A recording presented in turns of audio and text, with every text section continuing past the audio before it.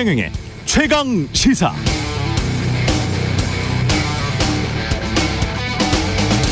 서울 지역의 경계 경보 발령, 국민 여러분께서는 대피할 준비를 하시고 어린이와 노약자가 우선 대피할 수 있도록 해주시기 바랍니다.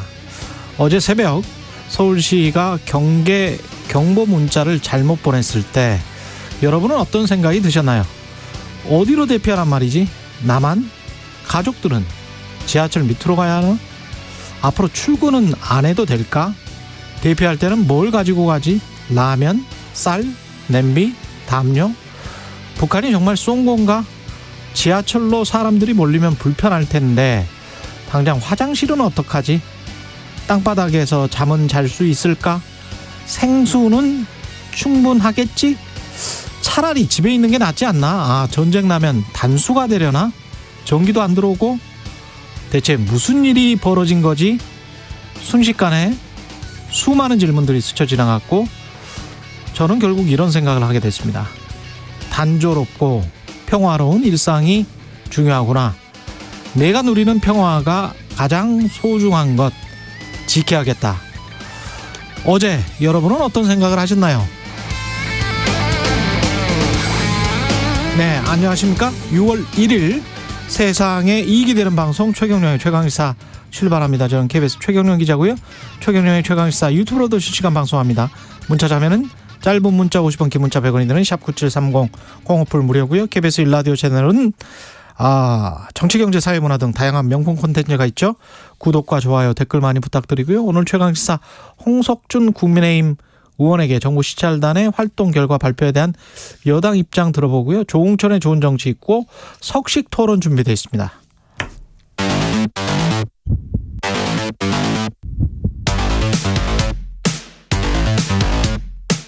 오늘 아침 가장 뜨거운 뉴스 언박싱.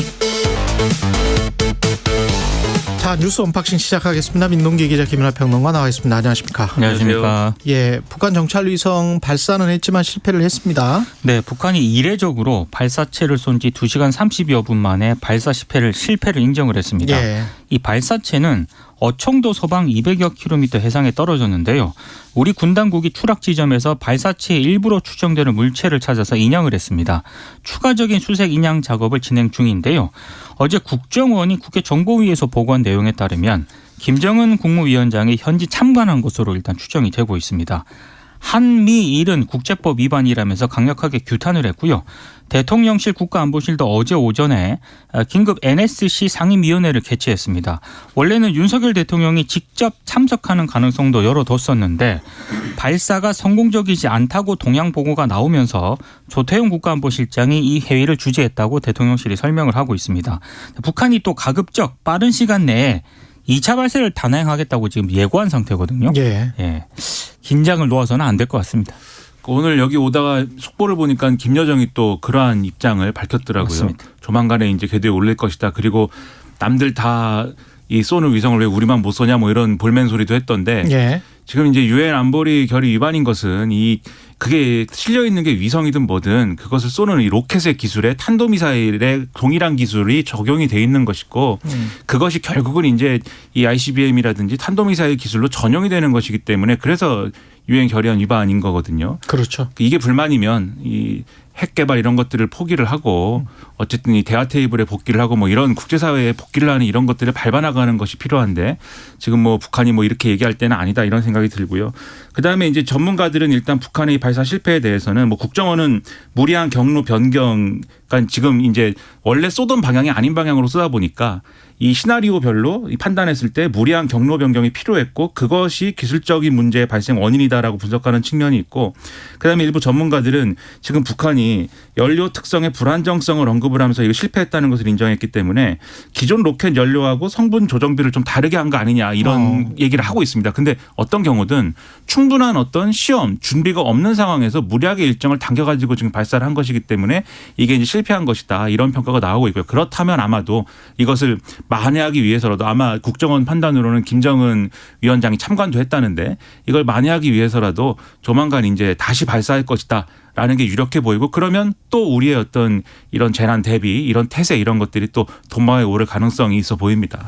경계 경보 오발령을 서울시가 했는데 서울시는 과잉 대응이었을 뿐 오발령이 아니다. 뭐 이런 입장이죠. 그렇습니다. 오세훈 예. 서울시장이 어제 직접 브리핑을 했거든요. 긴급 문자는 현장 실무자의 과잉 대응이었을 수는 있지만 오발령은 아니었다고 판단이 된다. 그러니까 서울시가 경계 경보를 잘못 내보냈다는 행안부 입장을 정면으로 부인을 했습니다.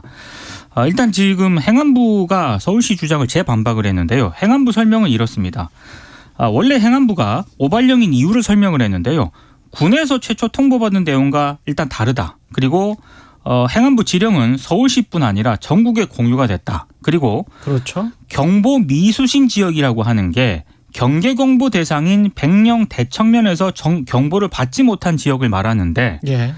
서울시가 이거를 오독을 했다는 겁니다. 그러니까 다른 지역 지자체 시도 지자체 같은 경우에는 이게 발송이 안 되지 않았습니까? 그러니까 17개 시도로 발송을 할 때 행안부에서 백령 대청면의 실제 경계 경보 발령 네. 경보 미수신 지역은 자체적으로 실제 경계 경보 발령 이렇게 이야기를 했거든요. 네.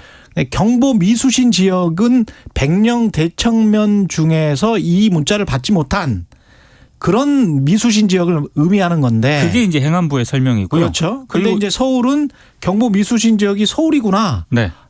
생각해서 자체적으로 발령을 내렸다는 거예요. 그렇습니다. 그런데 나머지 17개 시도 중에서 서울만 그렇게 생각을 하고 네. 나머지는 이렇게 생각을 안 했다는 거지. 그래서 이제 예. 오해를 했다는 거고요. 예. 실제로 경계 경보가 발령된 인천시 옹진군 백령 대청면에는 행안부가 직접 재난 문자를 보냈거든요. 인천시는 발송을 안 했습니다. 그러니까 그랬죠? 이제 행안부의 예. 설명은 이건 서울시가 좀 잘못 판단을 한 것 같다. 잘못 해석을 한 것 같다. 이렇게 지금 주장을 하고 있습니다. 미디어 리터러시 교육이 필요하다고 제가 늘 말했잖아요. 예. 초등학교, 중학교 때부터 필요합니다. 이게 진짜. 어느 언론의 그 기사의 마지막 문장이 그렇게 끝나더라고요. 네. 서울시의 문해력 문제로 번질 수 있다 이렇게 끝나는데 예. 그러니까 이게 문해력이라고 해야 될지 뭐라고 해야 될지 참 이해는 안 가죠. 그러니까 저는 오세훈 서울시장 또 서울시 그다음에 국민의힘 이 지도부가 주장하는 대로 뭐 과잉 대응이 뭐 무대응보다는 낫다 이런 논리는 저는 뭐 그 말 자체로는 뭐 좋은 얘기라고 생각을 하는데 지금 국민들이 더 불안한 거는 이 문자가 이런 방식으로 지금 앞에 오프닝에 한참 설명하셨듯이 별다른 어떤 상황인지 어떻게 해야 되는지에 대한 구체적 정보 없이 내용도 없어요. 그렇죠. 그러니까요. 그것이 없이 온 것도 불안하지만 이게 언론 보니까 일본의 경우에는 이 짧은 문장에도 그리고 더 빨리 보냈는데 1분 만에 보냈는데도 다 써 있는데 건물 지하나 그렇죠. 뭐 지하철로 대피하시오 이렇게 돼 있거든요. 그렇죠. 거기는 완전히 시스템이 구비가 돼서 제이얼럿이라고 그게 네. 아주 어떤 이 잘 돼 있는데 우리는 그게 아니니까 그래서 그런 문자가 온 것도 혼란스럽지만 그것만 문제라고 하면 이후에 보완하면 됩니다. 고치면 되는데 지금 더 혼란스러운 거는 이 상황이 뭐냐의 상황 규정을 두고 중앙부처하고 서울시가 입장이 엇갈리고 어느 한쪽이 입장을 정리를 안 하는 거잖아요. 행안부는 여전히 서울시가 오발령을 했다고 주장하는 것이고 서울시는 정당하게 경계경보 발령을 한 것이고 그것을 또 걷어들인 것이다. 해제한 것이다. 이 주장을 하면서 그러면 중앙부처하고 서울시의 판단은 왜 뭘 똑같은 일이 일어났는데 거기에 대해서 왜 판단이 다른 것이냐. 그리고 서울시와 이 행안부가 공유하는 군 정보가 뭐 다른 거냐. 서울시는 별다른 군 정보 없이 그냥 경계경보를 발령할 수 있는 것이냐. 이런 의문들이 계속 쌓이면서 앞으로 똑같은 일이 일어났을 때 과연 이런 상황이라면 어떤 문제를 바로잡은 상태로 우리가 올바른 방식으로 재난 대응을 할 수 있는 거냐에 대한 의문이 커질 수밖에 없는 거거든요.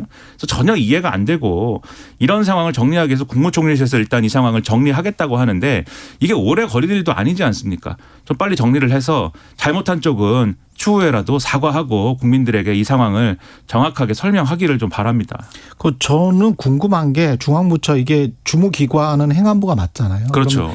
행안부는 군으로부터 어떤 정보를 받고 얼마만큼의 정보량을 담당자인 서울시나 또는 17개 시도에 전달을 하는지 네. 그 정확한 워딩이 똑같이 이 문자 내용 정도만 받고 이렇게 오독할 수 있게 전달을 하면 그것도 문제지 않겠습니까? 그러면 그렇죠. 이 사람들이 간첩은 아니잖아요. 다 공무원들이고 담당자들이기 때문에 민방위와 관련된 담당자들, 담당 국장들한테 전달을 할 때는 지금 언제 뭐 북한의 미사일 또는 북한의 발사체가 어디로 날아가고 있다. 이렇게 전달을 하는 건지 그렇게 전달을 하지 않고 만약에 똑같은 문자로 우리 시민들이 받는 이런 엉성한 문자로 전달을 받았다면 행안부도 문제고 서울시도 이런 엉성한 문자를 이상하게 독해를 한 서울시도 문제지만 그 이후에 서울시 행태가 우기고 있잖아요. 그렇죠. 미사일에 관해서 서울시만 지금 계속 문자에 미사일이라고 지금 표기를 하고 있거든요. 미사일과 관련된 경계 경보를 해제한다. 그러니까 본인들이 맞았다는 거를 한국 국민들한테 지금 설득하고 있는 거예요. 그리고 처음 보낸 네. 문자는요. 예. 왜가 없습니다. 그렇죠. 그 네. 문구도 그러니까 일반적으로 이런 긴급 재난 시에 보내는 일반적인 표준 문안이 있대요. 행안부가 만들어 온 여러 문안 그렇죠. 중에 하나인데 네. 그 문안도 상황에 맞춰서 수정하라는 게 수정해서 보내라는 게 지침인데 그냥 그 문장을 그냥 뺐다는 겁니다. 그렇지. 그러니까 여러모로 서울시의 대응이 부적절하다라는 지적은 피할 수가 없는 거예요. 7시에 그 경계 경보 해제한다고 나왔던 그 미사일이라는 단어가 들어간 문자도 그 관련된 뉴스를 보자 하는 사람들이라면 그 문자만 놓고 보면 지금 뉴스에서 나오는 합참도 발사체라고 계속 이야기를 했잖아요. 그렇죠. 그러면 이 발사체와 서울시가 말하는 미사일은 같은 건지 다른 건지도 알 수가 없어요. 네. 제가 뭐 그 미사일이냐 아니냐를 잠깐 네. 설명을 드리면 미사일이라는 거는 이 로켓에 탄두가 실려 있으면 미사일입니다. 그렇죠. 그런데 탄두가 안 실려 있고 위성이 실려 있으면 그건 위성을 쏘기 위해서 이 발사체. 로켓을 그렇죠. 쐈다 네. 이렇게 보는 건데 그리고 로켓은 영어니까 이제 발사체 이렇게 표현을 하는 것인데 네. 지금 이제 북한 주장 이거 위성이냐 뭐 미사일이냐를 놓고 뭐 해석이 여러 가지가 있습니다만 위성이든 미사일이든 유엔 안보리 결의 위반이고 군사적으로 위협적인 것이고 문제가 되는 거는 변하지 않는 거거든요. 대내적으로는 근데 이거예요. 단어를 통일시켜줘야 된다. 그렇죠, 맞습니다. 그렇죠. 단어를 통일시켜줘야 되고 나중에 미사일이라는 단어를 경계경보 해제할 때 쓴 거는 서울시가 일종의 알리바이를 만들기 위해서. 그런 차원이라는 거죠. 네. 그러니까 미사일을 쐈기 때문에 우리는 뭐 거기에 관해서 적절히 대응한 것이다. 그리고 해제를 한 것이다. 이렇게 지금 뭐라고 해야 될까요? 몰아가기 위해서 여론전을 하기 위해서 그렇게 문자를 보낸 것 같아서 저는 납득지가 않습니다. 서울시도 그렇고 행안부도 네. 이게 왜 이런 사태가 발생했는지 다시 점검을 해야 됩니다. 왜냐하면 일부적은 사이렌까지 울렸단 말이에요. 실제 상황이라고 하면서. 얼마나 공포스러웠었겠습니까. 그것도 네. 못 알아들은 분들이 많대요. 이 스피커 성능이 안 좋은 것인지 그런 것들을 또 전반적으로 보완하는 기회로 삼고 정확하게 어떤 상황이었는지 설명을 해 주기 바랍니다. 예, 이정우님 놀라긴 했는데 집에 있는 게 낫다고 생각했습니다. 어디로 피하라는 문구가 없었기 때문에 이런 말씀 하셨는데요. 특히 어제 어떤 회사는 오지 말라고 했대요. 출근하지 말라고. 그러다가 다시 출근하라고 그러다 출근하라고 했. 근데 출근하지 말라고 한 그렇게 그 사장님 있지 않습니까? 네. 참 그 배려가 깊으신 분입니다. 칭찬을 해드립니다. 그렇죠. 그리고 대단하신 분입니다. 제 생각에 이걸 또 뭐 민방위 훈련을 안 해서 코로나19 등 때문에 그래서 국민들이 뭐 이 훈련이 안 됐다 뭐 이렇게 주장하고 싶은 일부 언론도 있는 것으로 보이는데 네. 지금 말씀하셨듯이 태세는 다 돼 있어요. 그렇죠. 우리 국민들은 예. 정확한 어떤 지시만 있으면 대피를 잘 할 수 있는 국민들이기 때문에 혹시라도 이제 국민 탓하지 마라. 좀 이런 말씀 드립니다. 어제 민주노총 대규모 집회를 했고 경찰과 충돌을 했다가 자진 해산을 한 8시쯤 9시 전에 한 것 같은데. 그러니까 이게 본 집회는 5시까지 일단 경찰이 허용을 했거든요. 예. 근데 본 집회는 오후 5시 18분쯤에 마무리가 됐습니다. 근데 이제 약간 지금 문제가 생긴 게 오후 6시 30분쯤에 건설노조와 양해동 열사투쟁 노동시민사회 종교문화단체 공동행동 시민단체가 있거든요. 예. 7시로 예정된 문화제를 앞두고 양해동 지대장의 시민분향소를 설치하면서 이 분위기가 갑자기 바뀌었습니다. 경찰이 이 천막 해체를 시도를 했고요. 강제 해산에 착수를 했습니다. 경찰은 이게 지금 도로교통법 위반이다. 그래서 이제 해체를 하라는 거였고 그러다가 이제 이 과정에서 약간의 물리적 충돌이 발생을 했는데요. 노조원 4명이 부상을 당했고 한 노조원 같은 경우에는 팔이 좀 부러졌습니다. 그리고 뭐 일부 같은 경우에는 뭐 병원으로 이송도 됐지만 일단 부상을 당했다는 게 일단 그 상황이 좀 발생을 했고요.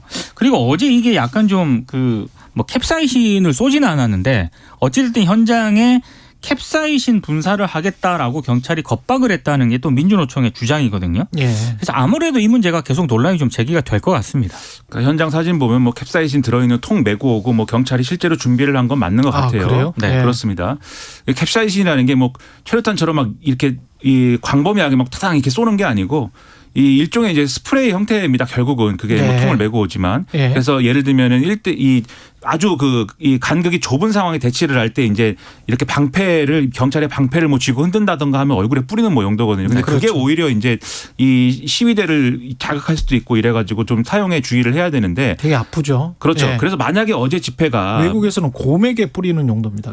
그렇죠. 이게 만약에 그래서 어제 집회가 충돌, 뭐 예. 폭력 이렇게 갔으면 상당히 이제 혼란스러운 상황이 됐으리라 생각이 됐는데 민주노총이 어쨌든 신고된 대로 대체적으로는 집회를 마무리를 했어요. 그래서 충돌이 없었던 것이고 다만 지금 말씀하신 분향소 설치는 건설노조 일부하고 시민단체들하고 같이 이제 돌발적으로 한 것인데 그것과 관련돼서 충돌이 일어나는 건 상당히 안타깝게 생각을 합니다. 하지만 전반적으로 전체 집회와 관련돼서는 다행스럽게도 충돌이 없었는데 제가 그런데 이런 경찰의 대응과 관련돼서 좀 의문이라고 생각하는 것은 어제 정말 뉴스 본 이래 처음 봤는데 경찰청장이 기동복을 입고 출근을 했습니다. 그래요? 그렇습니다. 예. 오전에 어제 그렇게. 오전에. 네. 그렇죠. 경찰청장이 뭐 현장 집회에 나가서 지휘할 거 아니지 않습니까? 그때는 집회도 없었는데. 그것을 입고 출근을 하고 또 이 집회 시위와 관련된 제대로 된 대응을 하는 어떤 경찰에게 승진을 막 약속을 하고 이런 것들이 혹시라도 나중에 또 다른 부작용으로 이어지지 않을까 좀 우려가 되기 때문에 경찰 스스로도 최대의 목표는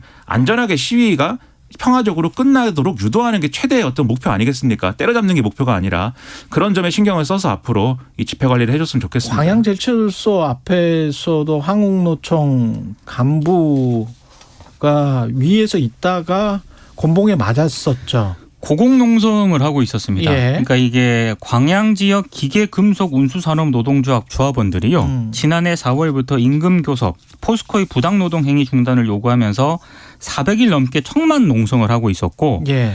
김준영 그 사무처장이 한국노총 이제 금속노동 사무처장인데 예. 구조물에 올라서 고공농성에 나섰거든요. 근데 경찰이 구조물이 교통을 방해한다면서 이제 체포에 나선 겁니다. 그런데 그렇죠. 이 과정에서 약간의 충돌이라고 하기에는 굉장히 이 김준영 사무처장이 좀 많이 다쳤습니다. 예. 그러니까 지금 고공농성을 벌인 김준영 사무처장을 체포하는 과정에서 일단 그 경찰이 다가오니까 예. 김 사무처장이 쇠파이프를 휘둘렀습니다. 예. 그러다가 이제 경찰봉으로 제압을 당했는데요. 예. 가격당한 김 사무처장이 머리에 피를 흘린 채로 지상으로 내려져서 연행이 됐고 병원으로 옮겨져서 치료를 받고 있는데 일단 경찰은 이 김 사무처장이 흉기를 들고 위협을 해서 진압봉을 사용했다면서 농성장에서 압수한 정글도 사진. 정당방위다. 네, 이렇게 예. 이제 사진을 공개를 했는데 한국노총과 해당 영상을 보면은 조금 다르게 해석할 부분도 있습니다. 일단 현장에 정글도가 있었던 것은 맞는데 이건 현수막을 떼고 청테이프를 떼고 하는데 사용을 했고 그 장면도 영상에 나오거든요. 예. 실제로 당시 영상을 보면은 김 사무처장이 경찰이 다가오니까 정글도를 바닥에 내려놓는 장면이 나옵니다. 근데 어찌됐든 이 진압봉을 경찰이 휘둘렀고 뭐 쇠파이프도 휘둘렸죠 당연히 예. 방어적 차원에서. 그런데 일단 머리를 상당히 겨냥을 해서 경찰이 진압을 했고 경찰이 안전모를 쓰고 있었는데 김 사무처장은 무방비 상태로 노출이 된 그런 상태였습니다. 그래서 경찰과 시민단체들은 좀 과잉 진압이다라고 비판을 하고 있습니다. 유혈이 낭자한. 그래서 예. 보통 이제 경찰이 이렇게 진압을 할 때는 이 시위를 하는 사람이 그러니까 지금 말씀하신 대로 경찰을 위협해서 뭐 흉기라든가 뭐 이런 것들을 동원해서 위협을 해서 이제 우리가 그렇게 대응한 것이다. 보통 이 설명을 합니다. 경찰은 정당방위였다. 네. 그렇죠. 근데 제가 그 영상을 보면은 현장에서 뭐 정글도를 경찰한테 휘둘렀다 이거는 영상으로 확인이 안 되는 것 같고 다만 이제 그 시위 집회를 위해서 그 고공농성하는데 필요한 구조물을 만들지 않았습니까? 거기에 들어가는 것 중에 이 쇠봉을 빼가지고 이제 휘두른 건 있어요. 그래서 거기에 대해서 이제 이 진압을 한 것인데 그렇다 하더라도 이게 이전에 예를 들면 내려와라라는 설득이라든지 그 다음에 어떤 이 안정을 시킨다든지 흥분해 있으니까 올라가가지고 이 안정을 시킨다든지 이런 절차들이 필요했던 것인데 지금 사실 새벽에 기습적으로 간 거거든요. 경찰이 그 진압 장구 다 착용한 상태로 사다리쳐 올려가지고 그런 점에서는 이제 그 전 단계에서 했어야 될 일을 경찰이 했느냐 이거를 이제 자세히 봐야 될 것 같고 그리고 이런 상황들 경찰이 이렇게 뭐 피를 흘리게 만들었고 강경 진압을 해서 이 어떤 불법적인 어떤 농성을 이제 해산했다라는 게 어떤 전례처럼 돼가지고 이제부터 경찰이 이렇게 해야 된다 막 이런 얘기로 가서 오히려 이런 식의 이제 충돌이 더 많이 벌어진다라고 하면 그것도 큰 문제 아니겠습니까?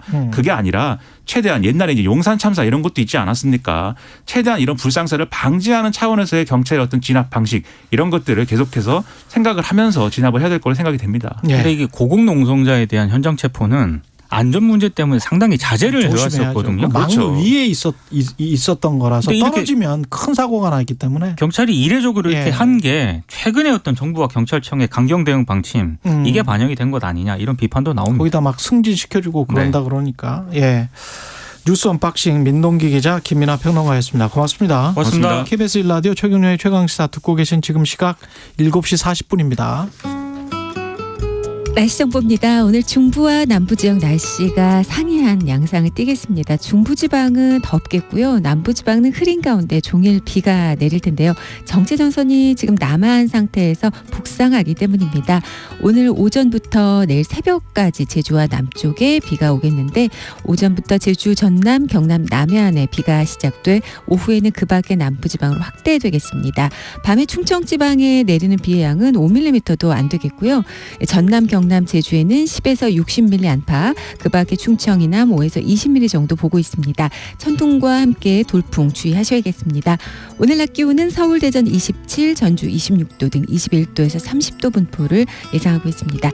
현재 서해안의 안개가 상당히 짙습니다. 가시거리 200m 미만인 곳 많으니까 교통안전에 유의하셔야겠습니다. 지금 서울의 기온은 20.7도입니다. 날씨 정보였고요. 다음은 이 시각 교통 상황 알아보겠습니다. KBS 교통정보센터 이현 씨입니다. 네, 6월의 첫 출근길입니다. 평소보다 정체가 길게 나타나는 곳이 있는데요. 수도권 제1순환고속도로 판교에서 일산 쪽입니다. 소래터널에서 지금 잘 서운 분기점 쪽으로 14km 구간 정체가 이어지고 있고요. 여기를 지나서도 김포에서 자유로 쪽으로 속도가 떨어집니다. 제2경인고속도로는 성남 쪽으로 가는 길인데요. 문학에서 서창 분기점 쪽으로 속도를 줄이고 있고요. 다시 신천에서 광명터널 쪽으로 길게 밀려가고 있습니다. 서울시내 강변북로 구리 쪽으로 방화에서 동작대교까지 어렵고요.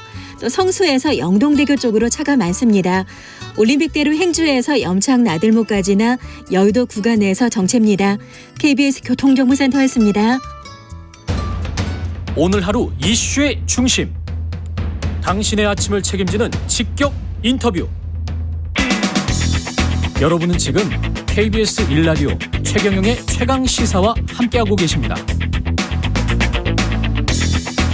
네, 후쿠시마 오염수 처리 시설을 점검한 정부 시찰단 어제 시찰 결과를 발표를 했고요. 자세한 내용 국민의힘 우리 바다 지키기 검증 TF 홍석준 의원과 함께 이야기해 보겠습니다. 안녕하십니까, 의원님? 예, 예, 안녕하십니까. 반갑습니다. 예, 의원님 처음 뵙겠습니다.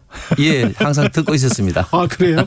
감사합니다. 예, 그 청취자 조사 뭐 이런 거에 좀 응해 주시면 좋은데. 네? 이렇게 전화가 오면 네. 뭐 어떤 방송을 듣습니까? 이런 거 매 분기마다 한 번씩 하거든요. 예, 저희가 한번 해주십시오. 만약에 전화가 오면. 예, 그러겠습니다.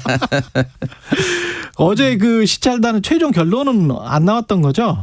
예, 어제 유키 원안위 위원장이 예. 단장으로서 발표를 했는데 예. 어제 발표에서도 일본에 좀 추가 자료를 요구를 좀 했습니다. 예를 들어서 일본에서 받았던 어떤 그런 데이터의 어떤 뭐 정확성이라든지 특히 장기간 이거를 30년 이상을 좀 운영을 해야 되니까 이런 장기간 어떤 운영을 했을 때 있던 그런 어떤 신뢰성 담보 방안이라든지 이런 어떤 추가 자료를 요구했기 때문에 예. 이런 것을 종합적으로 이제 판단해야 될 것 같고 그리고 참고적으로 지금 이 후쿠시마 방류 관련해서는 특정 국가가 뭐 이렇게 뭐 최종적인 결론을 내고 이런 거는 아니고 예. IAEA 오스트리아 비인에 있는 국제 핵 에너지 기구에서 결정을 이제 하게 됩니다. IAEA에서 이런 어떤 해상 방류의 기본적인 어떤 승인을 하고 그리고 예.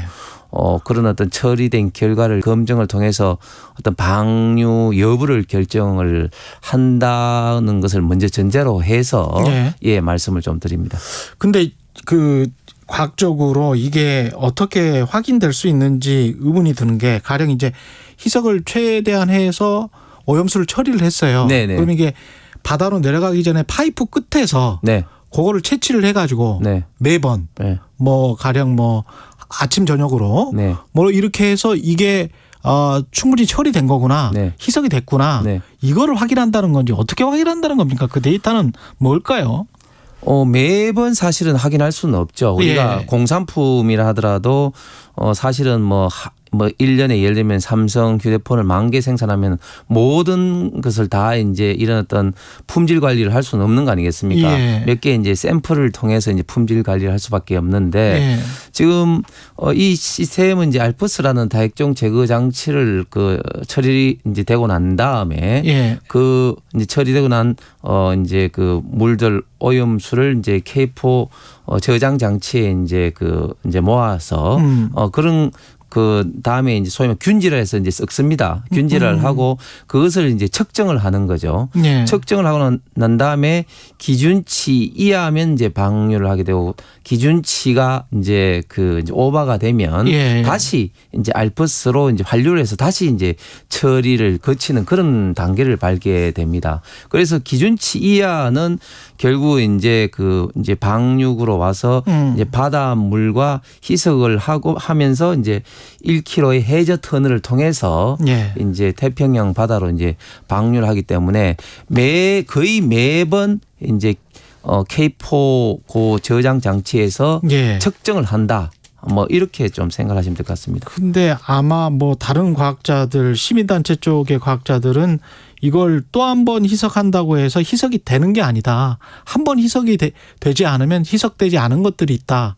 아니 예. 요걸 이제 섞어서 방금 말씀하셨는데 예. 이제 그 다액종 제거 장치 알프스를 거치고 난 다음에 이제 K4에서 모인 이 그 오염수를 측정을 할 때 이게 이제 기준치가 오버되면 다시 이제 처리를 하게 됩니다. 예. 다시 처리를 하게 되는 것이고 그리고 희석한다는 것은 예. 이 이제 그 기준치 이하인 어떤 그 오염수에 대해서 방류하기 전에 희석을 통해서 이때까지 처리되지 않은 이제 물질 이제 방사능 물질이 이제 삼중수소가 있습니다. 예, 삼중수소. 삼중수소는 이제 그걸 최대한 방사능 희석한다? 중에 이제 예. 베타 에너지가 좀 약한 반감기 12년의 물질인데 이 물질은 뭐 비에도 있고 민물에도 있고 뭐 우리 몸에도 있고 다 있거든요. 그런데 이제 문제는 이 농도의 문제입니다. 예. 이 농도를 좀 일단은 배출할 때부터 최대한 낮추기 위해서 바닷물에 이제 희석을 한다는 이야기입니다. 지금 시찰단이 가서 오염수 채취는 못했고 원전의 이제 주요 설비를 살펴봤단 말이죠. 네. 그런데 이게 어떤 의미가 있을까요? 굉장히 큰 의미가 있죠. 예. 이번에 시료를 뭐 채취했다 안 했다고 좀 말이 많은데 예. 그런데 이미 저희 이제 킨스 연구원 중에 한 분이 IAEA 이제 국제조사단 일원으로 지금 참여를 하고 있고 3차례 시료를 현재 채취를 했습니다. 예.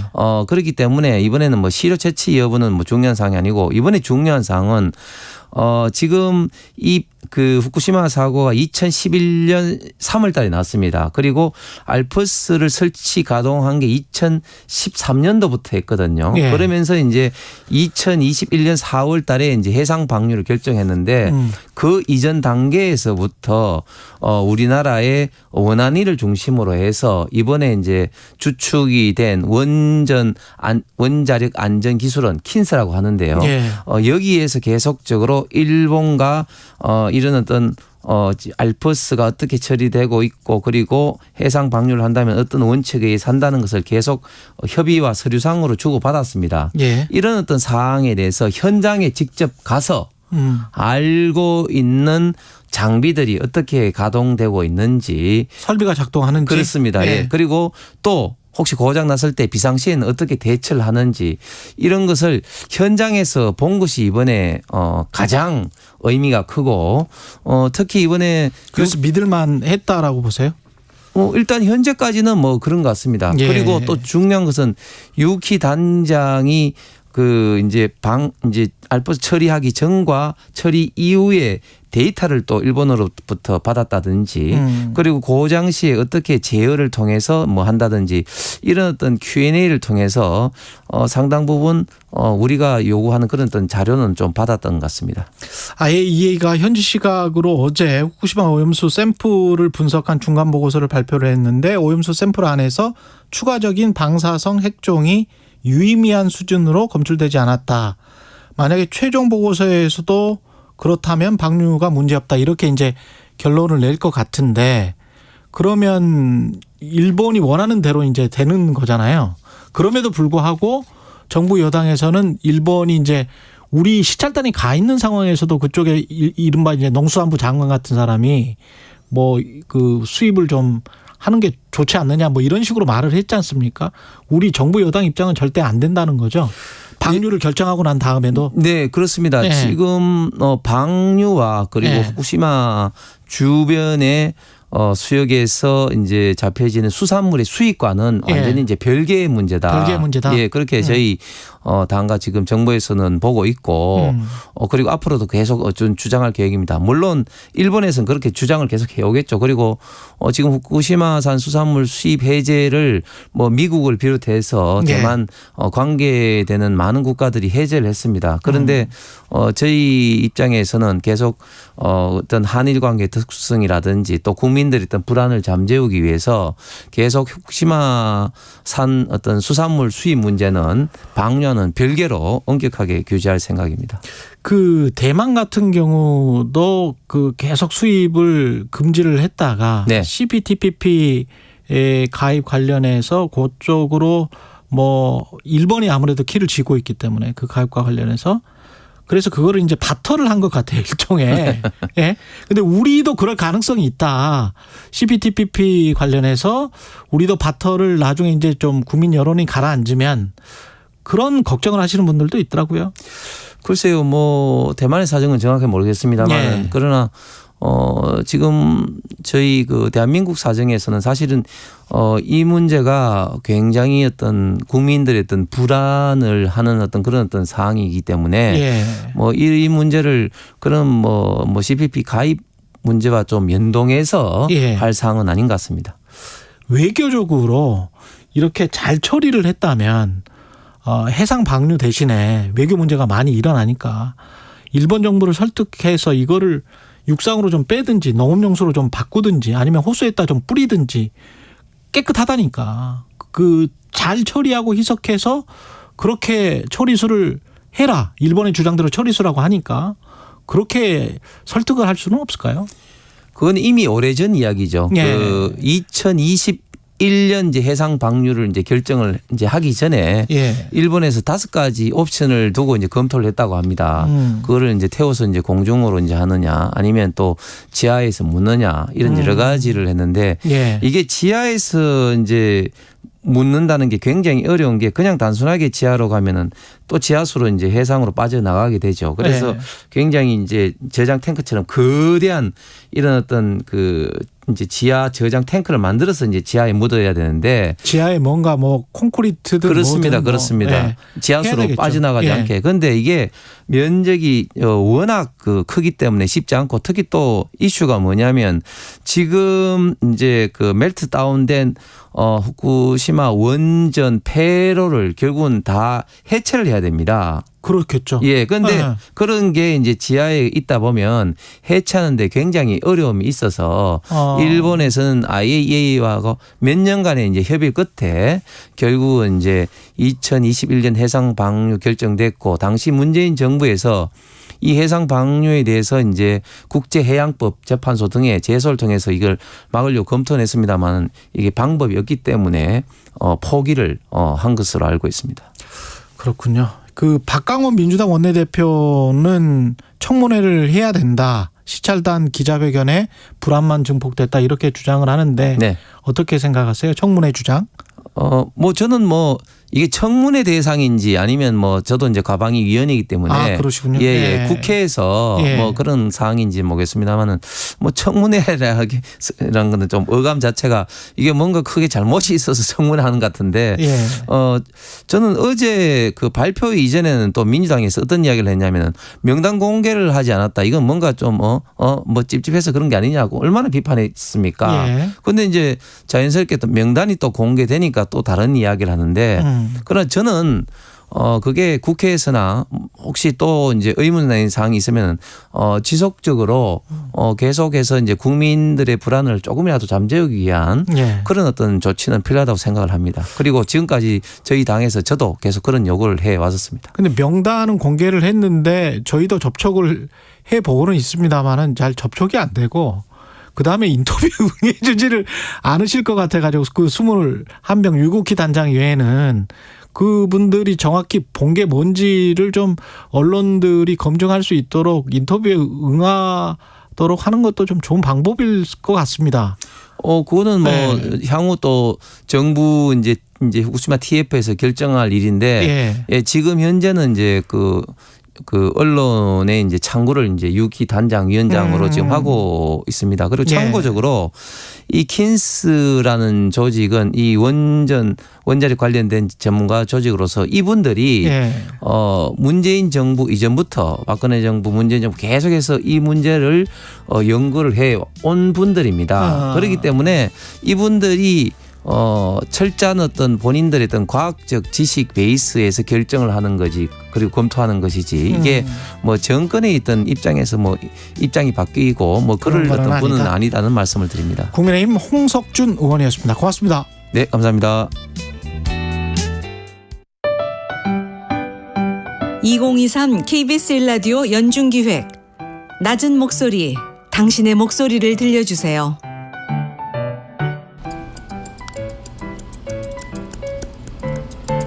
머리가 많이 기르셨네.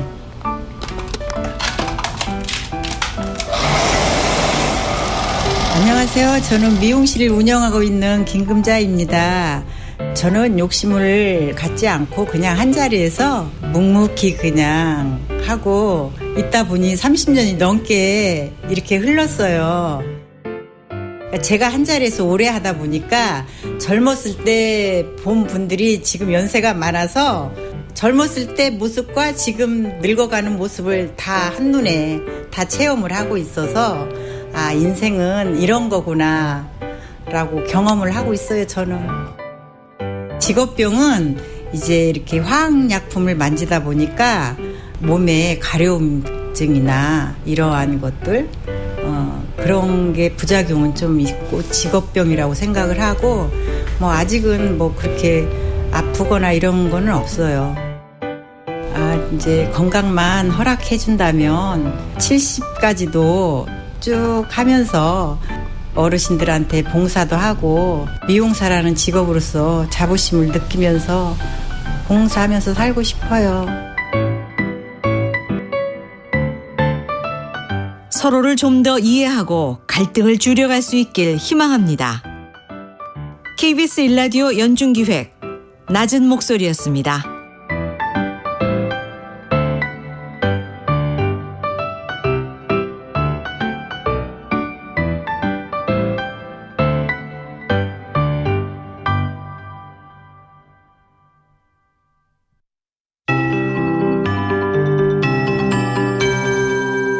KBS 58분 날씨.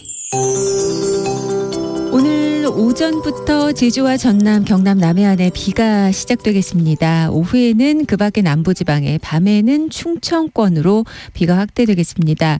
비의 양은 많지는 않겠습니다. 전남과 경남, 제주에는 10에서 40, 남해안과 제주 산지 60mm 이상, 이들 지역만 조금 오고요. 그 밖의 충청 이남은 5에서 20mm 정도만 내리겠습니다.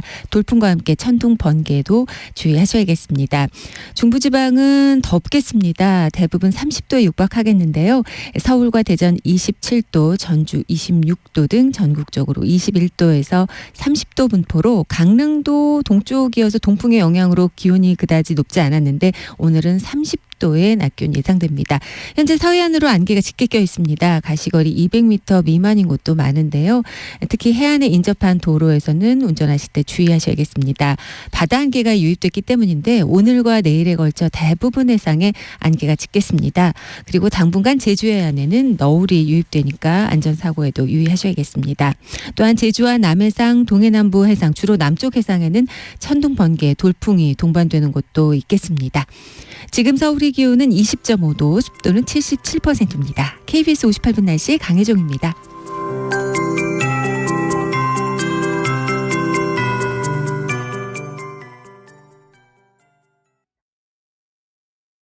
정성을 다하는 국민의 방송 KBS가 8시를 알려드립니다. AM 711kHz, FM 97.3MHz, KBS 1라디오입니다. HLKA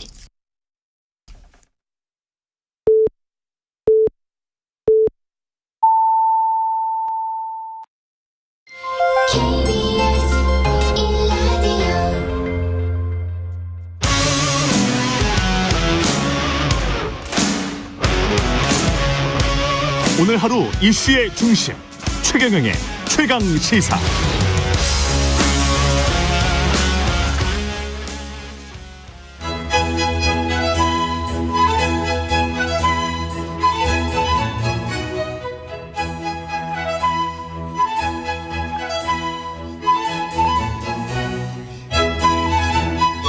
네, 월간 조응천의 좋은 정치, 누구의 눈치도 보지 않고 거침없는 쇄신을 조언하는 정치권의 미스터 쓴소리, 더불어민주당 조응천 의원과 함께 오늘도 뜨거운 현안들 들여다보겠습니다. 안녕하십니까? 예, 안녕하세요. 예, 어제 아침에 그 하여간 경보 문자 받으셨죠? 네. 아, 남양주라서 또 못 받으신 거 아니에요? 아니, 그때 한참 출근 중이었어요. 아, 출근 중이었어요? 예. 아, 휴대폰이 그쪽으로 오면 딱 이렇게. 서울 이미 들어오면. 예, 들어와 있을 텐데. 예. 뭐 어떻게. 이거 뭐지, 뭐 차를 대야 되나 뭐. 아, 그런 생각을 하셨어요? 그럼요. 아. 예. 이게 지금 발사체, 그래도 의원님 정도면 이게 발사체인가 이렇게 생각하지는 않으셨어요? 아니, 저는, 예. 이거 북한 그 발사체 때문이구나. 예. 왜냐하면 그전부터 이제 또 무슨 뭐 군사위성 예. 얘기가 있었기 때문에. 그렇죠. 근데 6월 달에 띄운다 그랬는데 벌써 6월인 거 아니잖아. 5월 달인데. 예. 그러면 얘들 기만 전술인가 뭔가 하여간 복잡한 생각을 하는데. 근데 또 그 사이에 또 아니라 그러고 뭐. 의원님도. 예. 그게 일반 국민들은 얼마나 헷갈렸을 거예요. 네. 그 상황이. 네. 이게 근데 오세훈 시장은 과잉 대응일 수는 있으나 오발령은 아니다.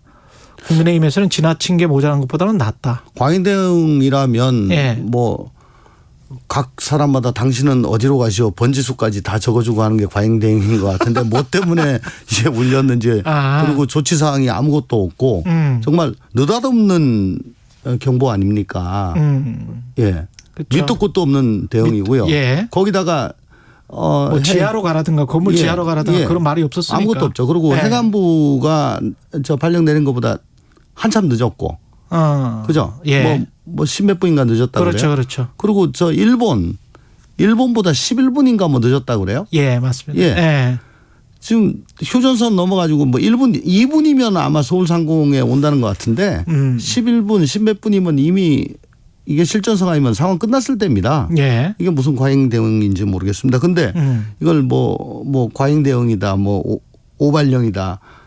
저번에 이태원 참사 때도 보면 정부 각 부처와 자치단체 간에 예.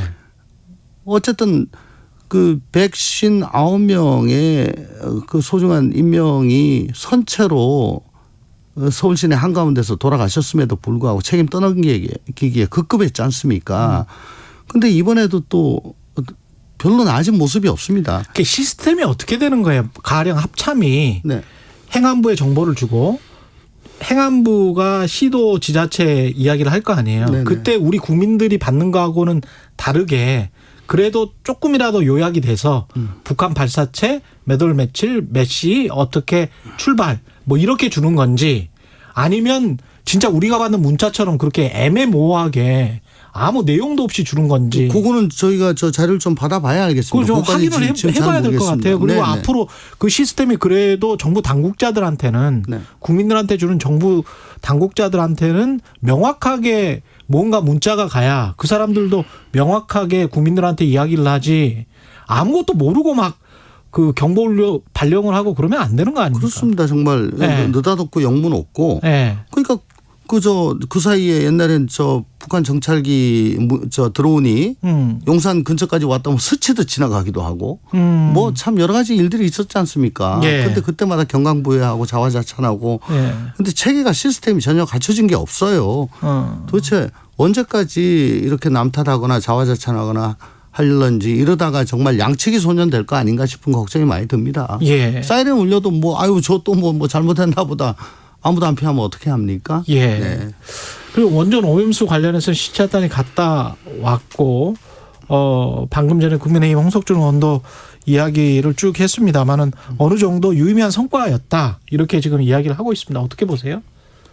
유의미한 성과라는 게 지금 예. 국민들께서 관심이 계시는 거는 과연 그 오염수 그 방류되는 예. 오염수가 저게 그 우리네 깨끗하냐? 건강, 예. 안전에 무해한 거냐, 깨끗한 거냐, 괜찮은 거냐. 그렇죠. 거기에 관심이 있는 거잖아요. 예, 예. 그런데 뭐 설비가 뭐 설계대로 설치가 돼 있었다. 거기에 뭐 크게 그렇게 관심이 계신 건 아닐상 싶고 예. 설계대로 돼 있었다 보다 더 나아가서 그러면 제대로 작동이 되더라. 혹은 뭐 고장이 날 경우 고장은 안 나더라. 뭐 제대로 이런 거에 대해서까지도 좀 나가야 될 것 같은데 근데 애초부터 시료 채취를 못하게 돼 있었기 때문에 그렇기 때문에 또 이게 검증단이 아니고 시찰단이잖아요. 시찰단이라는 게 그냥 두루 살피는 거지 않습니까? 그렇죠. 그러니까 애초부터 뭐 결론 내린 거에는 한계가 있었다라고 보여지고요. 그래서 국민들께서 정작 그 궁금해하시는 부분에 대해서는 답을 내기에는 애초부터 한계가 있었다. 왜 저희가 저녁에 회식하면서 고기 먹으러 숯불구이 굽는데 고기에 이렇게 탄 거. 예. 그거 뭐 가위로 잘라내죠. 예, 잘라내죠. 얼마나 예. 먹어야 그게 암에 수십 톤 될지 모르겠지만 예. 어쨌든 이게 한 건강에 60톤 먹어야 될 겁니다. 그렇습니까? 건강에 안 좋다니까 찝찝하잖아요. 예, 찝찝해서 그냥 잘라. 그러니까 잘라 먹죠. 예. 이거는 그 껌댕이가 아니고 저 핵 관련 물질이란 거 아닙니까? 찝찝합니까 안 합니까? 그 찝찝함을 뭐 어떻게 해소할 길이 있을까 뭐 이게 지금 걱정인 것 같은데. 근데 이제 홍석준 의원은 이게 이제 야당에서 시찰단 명단을 공개 안 한다고 비판했다가 또 명단 공개하니까 또 다른 쪽으로 공격하면서 청문회 하자고 한다. 뭐 이 트집잡기 아니냐 뭐 이렇게 지금 주장하는 것 같습니다. 저는 애초부터 왜 이 명단과 명단 공개 얼굴 공개를 안 했는지 참 처음부터 참 의구스러웠어요. 이게 뭐 역사에 죄를 짓는 일이라고 이분들이 처음부터 인정을 하고 들어간 건가. 응? 뭐 일본에 이 면죄부를 주는 일로 이분들이 인정을 하고 가시는 건가. 그렇기 때문에 떳떳하게 드러내지 못하는 건가. 아니 안 그렇다면 왜 저 되게 공직자나 혹은 뭐 공공기관에 계시는 분들이라면서요. 예, 세금으로 그렇죠. 월급 받고 정부 출연기관이 많죠. 예. 세금으로 이런 일을 하시는 분인데 국민 안전을 위해 가지고 이런 일을 하시는 분들인데 왜 얼굴과 이름을 드러내지 않지? 떳떳하지 못하다는 걸 지금 뭐 먼저 인정하고 들어간 건가? 전 처음부터 이 부분에 대해서 굉장히 불만이었고 의구스러웠습니다. 야당이나 언론이 비판을 안 했으면 그냥 넘어갔을 거다? 그렇습니다. 아니 왜 그러면 기간 내내 일본 있는 기간 내내 동선도 따로 하고 그 카메라는 막 적극적으로 피했던 것 같아요. 유국희 단장만 그 카메라 앞에 나오고요. 나 이런 건 처음 봤어요. 어쨌든 저는 계속 그 말이 생각났어요. 우리 속담 중에 속담인가? 뭐 쉽게 하는 얘기로 먹는 걸로 장난치면 천벌 받는다는 얘기 있잖아요. 그러니까 이거 먹는 걸로 장난치는 거에 일조한 사람 이름으로 올라갈까 봐 지금 그 길을 쓰고 숨으려고 하는 건가 그런 생각을 계속 했었죠. 근데 뭐 방류를 하더라도 수산물 수입은 안 하겠다. 지금 정부 여당에서는 그렇게 이야기를 하지 않습니까? 그런데 얼마 전에 히로시마 G7 갔을 때 그 정상들한테 그 만찬 메뉴에다가 뭐 후쿠시마산 뭐 농수산물로 된 거를 사케 뭐 사케라든가 수산물이라든가 뭐 잘 뭐 구체적인 건 모르겠습니다만 올렸다는 거 아닙니까? 네, 늑대와 두루미처럼 하여간에 뭐 저 제공을 했다는 거잖아요. 그 이제 이거 문제 없으니까 수입해라 얼마나 하겠습니까? 여우와 두루미 생각을 해보니까 늑대와 두루미는 아니고요. 여우와 두루미입니까? 민주당 현안 잠깐 갈게요. 그 김남국 의원 같은 경우는 지금 제명을 해야 된다. 국민의힘은 그렇게 주장을 하고 있고 안민석 의원은 제명감은 아니다. 뭐 중징계이지 않겠느냐. 뭐 이렇게 어떻게 생각하십니까, 의원님은? 어쨌든 가장 뇌리에 많이 남는 거는 상임위 시간 중에 그렇죠. 코인 거래를 했다. 그리고 뭐 하루에도 수십 차례 했다. 액수가 무척 많다. 거기다 LP라고 뭐 유동성 공급자. 뭐 그거는 단순 거래가 아니고 리퀴디티 프로바이더. 일종의 그 뭐 판을 열어놓은 거다. 뭐 그 정도면은 예. 이건 뭐 아마 거의 정신이 거기 팔렸을 거다라고 추정이 된다는 거죠. 사실상의 겸업. 네. 예. 영리 목적에. 예. 뭐 그러면 윤리적으로도 그렇고 또 성실 의무에 반하는 거죠. 예. 아무래도 예. 정신이 팔려 있으니까 그렇잖아요. 예. 액수도 엄청 크고. 예. 그래서 이걸 가지고 뭐 제명이다 아니다라는 거는 저 자문위가 전문적으로 할 겁니다. 예. 저는 여야가 거기 따랐으면 좋겠다. 더 이상 토달지 말고. 근데 자문위의 결정에 따라라. 네네. 근데 거기에 앞서서 예. 국회의원이라고 하면은 어쨌든 그 선서를 했고 또 요구하는 여러 가지 요건들이 있지 않습니까? 예. 거기에 반하는 행동이라고 저는 보여집니다. 예. 예. 어쨌든 국민의 대표자로서 세비를 받고 자기의 모든 걸 바쳐가지고 국가 이익을 우선해서 전념을 해야 될 의무가 있는데 거기에는 반한 거 아니냐. 그렇다면은 저는 먼저 스스로 사퇴하는 게 자진 사퇴가 맞겠다. 예, 맞겠다. 예. 근데 그걸 선택하지 않는다면 이제 저 윤리위로 갈 수밖에 없는데 윤리위가 결론을 낼 수밖에 없는데 선택할 것 같습니까? 안 할 것 같습니까? 안 할 것 같습니까? 지금 태도로 봐선. 지금 태도로 봐서는 안 할 것 같다. 근데 어쨌든 뭐 제가 뭐 출석 정지다 뭐 제명이다 그 제가 이렇게 말씀드린 거는 좀 섣부르고요. 예. 예. 그리고 당 쇄신과 관련해서는 혁신기구가 좀 만들어졌으면 좋겠다 이런 이야기가 있었고 의원들끼리 이 이야기를 합니까 지금? 많이 하고 있죠. 합니까? 왜냐하면 지난 예. 14일 날 5월 14일 날 쇄신의총에서 이 부분은 만장일치로 결론을 낸 거예요. 그거는 만장일치였어요? 예. 혁신기구는? 그러니까 당 윤리기구 강화. 당 윤리기구 강화. 그다음 혁신기구 설치. 그건 만장일치였어요? 그렇죠.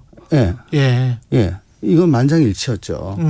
근데 그럼 만들면 되는 거 아니에요? 근데 혁신기구라고 써놓고 예. 생각은 반대로 하는 것 같아요. 그 혁신기구의 내용을 어떻게 채워야 되는데 그 내용물이 다 다르다. 그렇죠. 한쪽은 비빔밥, 한쪽은 뭐 메밀면 뭐 네. 이런 거예요. 네. 예. 그렇군요. 그럼 메밀면과 뭐 가령 뭐 비빔밥이다. 네. 그러면 그게 혼합이 되면 이제 못 먹는데 그건. 네. 그러니까 혁신이란 게 말 그대로 하면 이제 가죽을 벗겨서 새롭게 한다는 거잖아요. 그렇죠. 그죠? 예. 그럼 가죽을 벗기면 고통이 따르죠. 예. 그러면 지금 가장 근본적인 문제가 뭐냐부터 따지고 들어가서 그거부터 바로 잡고 고치고 들어가야 되는데 그럼 거기를 정확하게 찔러야 되는데 그럼 그 내용물을 제대로 채워줄 뭐 비빔밥이든 김밥이든 메밀면이든 무슨 냉면이든 간에 그거를 당이 원하는 혁신의 방향으로 채워줄 그 인사, 혁신위원장, 혁신위원들은 누가 임명합니까? 끝에 임명장 주는 거는 지금 당대표가 줍니다. 그런데 어떤 그래요? 사람으로 할 것인가 예, 거기에 대해서는 이제 어떻게 결정합니까? 당내에서 논의를 거쳐서 의원들이 동의가 되어야지 이제 그 임명이 되는 거죠. 그것도 만장일치는 아닐 거 아니에요. 그러니까 어느 정도 총의가 모아지는 예.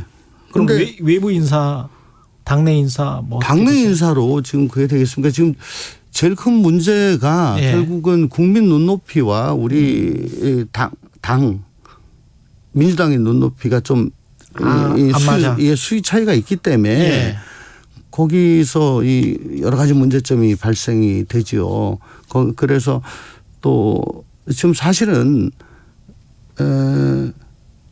저희가 그동안에 계속 고소해왔던 뭐 민주주의, 한반도 평화, 또 서민과 중산층의 정당 뭐 이런 민주당의 노선이 있었습니다. 그렇잖아요. 김대중 대통령이 말씀하셨던. 이제 그게 다 깨졌다고 얘기를 하십니다. 주위에서 국민들도 저희들도 곰곰 생각해 보면 이거 지금 과연 저희가 이걸 지키고 있냐 고수하고 있냐 그러면 새로운 그 노선을 제시를 해야 되는데 그리고 저희는 이렇게 나가겠습니다. 라고 내놓고 국민들께 동의를 구해야 되는데 뭐 그런 건 전혀 지금 얘기를 못 하고 있어요. 오히려 강성 팬덤에 시달리고 당내 민주주의가 약화되고 있는 그런 상황입니다. 네. 네.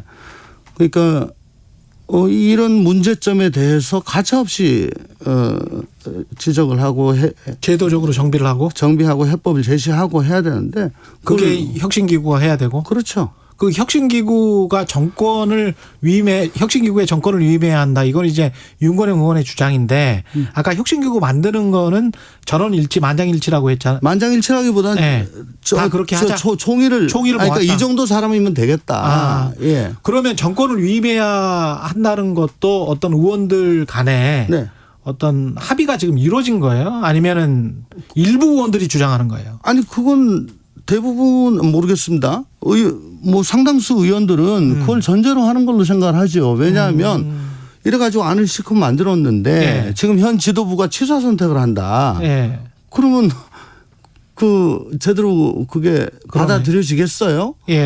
김상곤 혁신위 같은 경우 2015년도에 그때는 뭐 당내 분란도 되게 심했었고 했었는데 그때 문재인 대표 그럼요. 정권을 줬고 당원 당규 개정 권한까지 줬습니다. 그러니까 지금도 그때처럼 하자. 당연하죠. 그게 담보되지 않으면 그건 보여주기식이고 손 안 대고 코 풀기죠. 네. 알겠습니다. 그 제도와 관련해서는 뭐 대의원이 너무 많다. 이런 것들이 핵심입니까? 아니면 다른 어떤 제도를 바꿔야 되는 겁니까? 아까 말씀드렸지만은 어쨌든 민주당의 저 신노선 아젠다를 제시한 게 저는 가장 급하다고 봅니다. 그게 가장 급하다? 예. 그리고 당내 민주주의를 회복하는 거 그게 가장 급하다고 봅니다. 시간이 한 3분 정도밖에 안 남아서 지금 한상혁 방송통신위원장 면직 처분됐고 그 관련해 가지고 아마 가처분 소송할 것 같고요. MBC는 기자 압수수색이 들어갔단 말이죠. 그리고 보도국에서 압수수색을 또 시도했는데 뭐 가져간 건 없고 그렇습니다. 그 상황 자체를 어떻게 보세요? 대통령께서는 혹은 뭐 이 정부는 뭐 바이든 날리면 이후에 뭐 전용기 탑승 금지라든가 뭐 도어 스태핑 중단이라든가 뭐 특정 매체와 단독 인터뷰라든가 뭐 그래서 언론이 문제다. 우리 정부의 시책은 잘하고 있는데 이런 생각을 갖고 있는 것 같고요. 그래서 그 문제 언론을 바로 잡아야 된다라는 생각이 강한 것 같아요. 그런데 지금 과방위원장을 장제원으로 바꾸고 또 듣기에 따라서는 방통위원장의 이동관 그런 말이 나오고 수석이 있고 온다고 하죠. 자, 둘 다 이제 뭐 자기가 믿을 수 있는 사람입니다. 이제 이렇게 하면은 결국은 그 다음 차례는 어떻게 되나요? 어떻게 되겠습니까?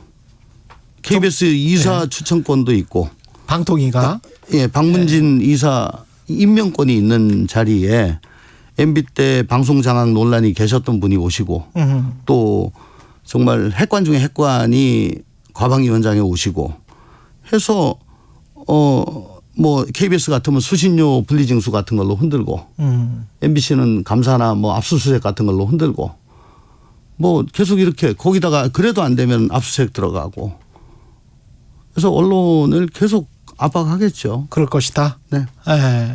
그 정부나 여당 대통령실은 그 하는 것을 한다.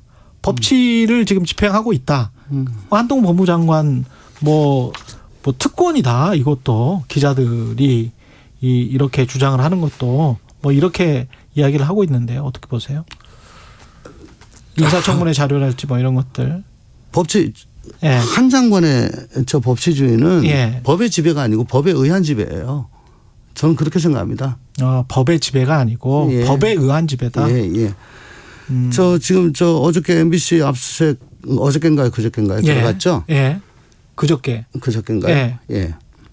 자, 개인 사생활 보호가 일반인하고 저 같은 정치인이나 혹은 장관 같은 퍼블릭 피규어. 공인. 누가 더 높은 수준으로 보호가 돼야 됩니까? 일반인이죠. 일반인이에요. 자, 그러면 일반인의 개인정보가 침해가 됐는데 MBC에 압수수색 들어갈까요? 그렇게 생각을 해보자. 네. 예.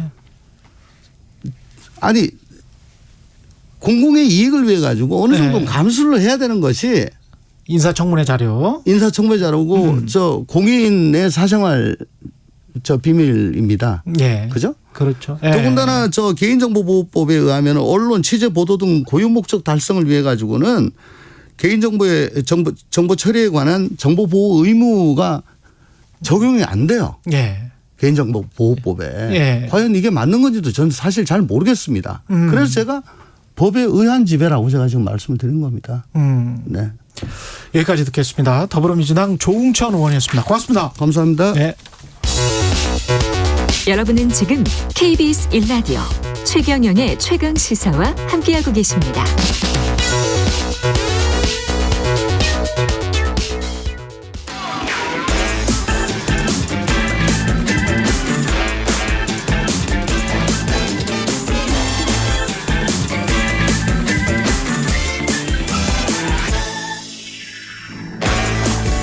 네, 최경영의 최강시사 한 번 더 뉴스 시간입니다. 오늘은 한국경제신문 최영찬 기자와 함께하겠습니다. 안녕하십니까? 안녕하세요.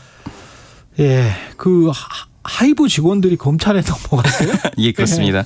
예. 주식을 할 때 가장 조심해야 되는 부분이 내부 정보 이용이에요. 그렇죠, 그렇죠. 근데 이게 불법인데 그룹 방탄소년단 소속사죠 하이브 직원 3명이 이 내부 정보를 이용해 주식 거래를 했다는 이런 이른바 자본시장법 위반 혐의를 받고 지금 검찰에 송치가 됐습니다. 이 금융감독원의 자본시장 특별사법경찰단이란 조직이 있어요. 이 금감원 특사경이라고도 부르는데요. 이와 관련해서 수사를 벌였습니다. 그러니까 지난 26일에 검찰의 기소 의견으로 송치했다고 이제 어제 밝혔고요. 그러니까 이들이 BTS가 단체 활동을 잠정 중단한다는 업무상 정보를 알게 되자마자 이 소식이 뉴스로 나오기 전에 기존에 자신들이 보유하고 있던 하이브 이 자사 주식을 다 판 거예요. 그 정보가 나오기 전에. 예. 이 때문에 내부 정보를 이용한 것으로 지금 특사경은 판단을 하고 있습니다. 그게 지난해 언제였다고요? 작년 6월 14일인데요. 지난해 6월 14일. 예, BTS가 그룹 활동을 중단하겠다고 선언한 시점이 다 그날 유튜브 자체 채널에서 그랬어요. 그렇군요. 이 제목이 찐 방탄 회식이란 영상인데 다음 날이죠. 6월 15일에 주식시장에서 이 전날 대비 하이브 주식이 24.87% 폭락을 했습니다. 와. 네, 그런데 영상이 공개되기 전인 작년 6월 13일과 14일에도 하이브 주식이 각각 11%, 3% 떨어진 거예요. 그러니까 이를 두고 혹시 일각에서는 내부자 정보를 활용한 사전 매매가 있었던 것 아니냐 이런 의혹을 제기했었습니다. 그러니까 내부 직원 3명. 예. 얼마 정도 거래를 했습니까? 지금 이제 폭락하기 전에 팔았으니까 손실을 회피했다는 표현을 쓰는데요. 그렇죠. 액수가 총액이 2억 3천만 원 정도입니다. 그러니까 개인 기준으로는 최대 손실 회피 액수 1억 5천만 원을 이제 회피한 건데요. 미리 판 덕분에 1억 이상 손해가 날 걸 막고 차익을 남긴 것으로 금감원은 지금 보고 있습니다. 참고로 3명 중 1명은 또 팀장급 직원이라고 합니다. 대단하네. 예. 일단 팔았을 때는 기분 좋았을 것 같은데. 그렇죠. 예. 1년 뒤에 이렇게 잡힐 줄은 꿈에도 몰랐을 것 같은데. 예. 공시를 근데 BTS 이게 유튜브에서 아까 그 그룹 활동 중단을 선언을 한 거잖아요. 맞습니다. 공시는 했어요. 그때 하이브가? 공시를 안 했어요. 공시도 안 했어요? 예, 이 부분이 그래서 문제인데요. 공시 안 한 건 문제네. 예, 상장사는 주가에 영향을 미칠 주요한 사안을 공시를 하게 돼 있습니다. 그렇죠. 근데 언론 보도에 따른 뭐 풍문이라든지 이런 것도 확인해야 할 의무가 있는데 특사경은 해당 회사는 관련 정보를 공시하거나 공식 발표하는 대신 SNS 영상을 통해 불투명하게 공개해서 투자자들의 혼란을 키웠다 이렇게 지적을 했고요. 앞으로는 이런 것도 좀 연예기획사들은 주요 그런 멤버들의 활동에 대해서는 공시를 해라 이런 식으로 좀 주문을 했습니다. 예, 인공지능이 발전하면 만약에 AI가 이런 이상거래도 더 잘 적발할 수가 있습니까? 좀 그런 면이 있어요. 제가 이 부분을 좀 취재해봤는데 이것 때문은 아니고 이른바 이 라더견 사태라고 하는 지금 주가 조작 사태가 있었잖아요. 이 때문에 피해자가 속출하니까 AI로 좀 이상 거래를 캐치하는 시스템을 도입하겠다고 지금 당국이 설명을 했어요. 근데 AI가 도입된다고 해도 이 대규모로 이루어지는 통정 매매나 이런 건 잡아낼 수는 있어도 소위 말해서 청문 이 제보 없이 개별 계좌에서 일어나는 건 현실적으로 잡아나기는 힘들다 이렇게 또 말도 나오고 있습니다. 근데 대주주나 대주주 일가의 계좌 근데 그걸 또 차명으로 이용할 수도 있겠구나. 예, 안 되겠네. 숨겨버리면 안 되겠습니다. 그죠? 예, 신원을 숨겨버리면 그리고 결말까지 공개하는 지금 요약본 영상 이 유튜브에 뭐 횡행하던데 예. 이 드라마 제작사들은 진짜 골치 아프겠습니다. 네, 그렇습니다. 이게 예. 너무 커져버렸는데요. 그 유튜브나 이런데 이제 드라마 요약본 이런 걸 쳐보면은 콘텐츠가 뭐 수백 개 뜹니다. 예. 드라마 핵심만 추려 놓은 거예요. 그러니까 요즘 지상파 방송뿐만 아니라 각종 OTT 웹 드라마가 워낙 흥행을 하다 보니까 또 볼 게 많잖아요. 근데 이 시청자 입장에서는 다 볼 수가 없으니까 요약본 위주로 하는데 이 문제는 어떤 건 서사를 다 건너뛰고 결말까지 공개를 해버리는 겁니다. 이 때문에 방영 중인 드라마가 인기몰이를 하고 있어도 방영 중인데? 네. 이제 그러니까 방영 중인 물론 방영 중인 건 결말을 공개하지 않죠. 근데 방영 다 끝났는데 아직 안 본 사람들이 있잖아요. 안 본 사람들 많죠. 근데 이제 뭐 하루 이틀 지나고 다 결말까지 다 공개를 해버리는 것도 있다 보니까 이게 지금 골치가 아픈 거예요. 그래서 이제 시장 자체를 이게 없애버릴 것 같은데 잘못하면? 그래서 지금 거의 드라마 시장을 망치고 있다. 지금 이런 얘기가 나오는데 본인들은 사실은 근데 그렇게 막 그 짧게 공개를 해가지고 또 돈을 벌잖아 유튜브로. 그렇죠. 근데 이것도 합법의 영역이 있고 불법의 영역이 있어요. 아, 그래요? 그러니까 합법의 영역은 이 드라마 제작사나 방송사랑 이제 협의가 된 상태에서 협의가 된 상태에서 네, 뭐 소위 말해서 광고를 해서 영상을 만들어줘서 이제 흥행을 위한 광고용으로 쓰는 프리뷰 같이 그런 것도 있고 영화 소개 코너처럼 그런 식으로 하면은 서로 간에 윈윈인데 네네. 근데 이게 너무 커지다 보니까 유튜버들이 너도 나도 생기면서 막 지금 다 이걸 만든 거예요. 근데 이게 2021년 상반기 기준으로 전 세계에 이런 지금 뭐 그 소위 말해서 뭐 불법 침해다라고 한 신고가 들어온 게 7억 2천만 건이라는 거예요. 7억 2천만 건? 네. 그 중에 지금 160만 건 이상이 삭제 요청이 이루어졌다고 지금 유튜브 측이 밝힌 바가 있어요. 이게 지금 관리가 잘 안 된다. 그러니까 제작사가 발견을 하고 여긴 우리랑 안 했는데 이러고 신고를 하면은 잡아낼 수 있지만은 그게 아니고서는 그냥 넘어가면 유튜버들이 막 프로그램 제목도 언급하지 않고 이러다 보면 이제 암암리에 자기들끼리 본다 뭐 이런 식으로 해버리면은 또 그냥 지나가는 경우도 있고 그렇습니다. 드라마 작가 그다음에 감독 제작 PD 입장에서는 이거 어떻게 해야 됩니까? 그러니까 지금 이게 그래서 골치가 아픈데 왜냐면은 드라마라는 건 이제 서사가 있고 영화가 아니고 나름 그래도 그 길게 이제 16편 이상 길게 스토리를 끌고 가잖아요. 그럼 뭐 예를 들어 주인공이나 누가 인물이 사색하는 씬 이런 것도 이제 사라질 것 같다. 16시간 정도의 긴 드라마인데 그거를 그냥 막 짧게 해가지고. 그러니까요. 지금 드라마는 또 소품 하나에도 다 의미를 담고 있어서 뭐 이런 게 있는데 요약본을 하다 보면은 이걸 다 제대로 이해할 수 있겠냐. 그러면 시청자 입장에서도 직접 보고 생각하는 기회를 잃게 된다. 이런 우려가 지금 나오고 있습니다. 지금 아주 중요한 말씀을 해 주셨네요. 직접 보고 생각하는 기회. 이게 우리가 사실은 소설이나 드라마를 보는 이유거든요. 그리고 우리 뇌가 뭔가에 빠져서 그 빠지는 대상이 내가 만든 게 아니고 남이 만든 건데 남이 만든 거에 완전히 공감을 하게 되면서 또 자기의 영역이 창조가 되는 거거든요. 그래서 몰입의 시간은 굉장히 중요합니다. 근데 이게 스킵해버리는 거거든요. 이거는 사실. 몰입하는 게 아니고. 지금 가뜩이나 그 유튜브 이런 데서 쇼츠 1분 단위 영상이 너무 흥행을 해서 또 이 청소년 그 연령층에서 굉장히 뭐 문제가 있는데 지금 드라마마저 이렇게 돼버리고 있습니다. 인간의 뇌도 별로 좋지 않습니다. 이거 보는 분들한테도 별로 좋지 않습니다. 한국경제신문 최영찬 기자였습니다. 고맙습니다. 감사합니다.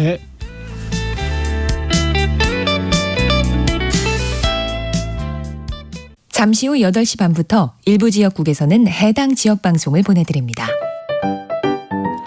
안녕하십니까. 58년 개띠 택시기사 노박구입니다. 우리는 하루 종일 라디오를 들으니까 재미있는 프로는 우리가 기가 막히게 아는데요. KBS 1라디오 홍사운의 경제쇼가 저는 1등입니다. 1등 넘버원. 아니 뭔 경제 프로가 이러고 재밌대요. 오후 4시 5분 라디오 박사 저 노박구 믿고 홍사운의 경제쇼 꼭 들어보세요. 진행은 서툴지만 내용은 알찹니다. 진실의 편에서 정의의 편에서 약자의 편에서 뉴스를 전합니다. 주진우 라이브와 함께 더 많이 더 오래 웃었으면 좋겠습니다.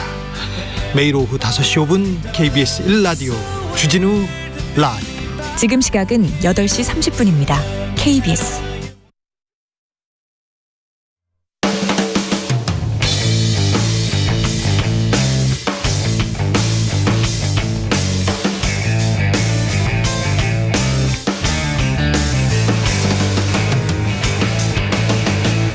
최경영의 최강 시사.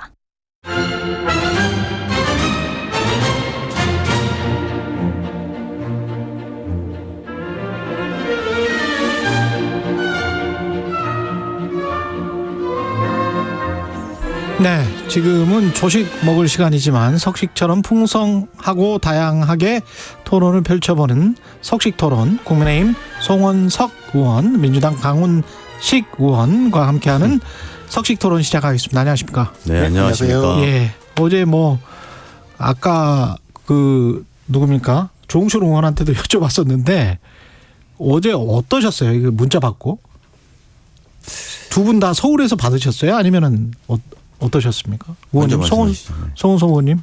예. 먼저 강훈식 의원님. 저희야 예. 재난 문자만 받으셨어요?가 아니라 예. 문자 재난 같은 느낌이었어요. 문자 재난이었다. 네, 이게 무슨 재난 문자가 아니라 문자 재난이었다는 생각이 들고 국민들 많이 놀라셨을 거라고 생각이 듭니다. 그래서 저는 이 후쿠시마 오염수 문제 가지고 여당이나 정부에서 가짜뉴스 하지 말라고 야당한테 이렇게 많이 지적하는데요.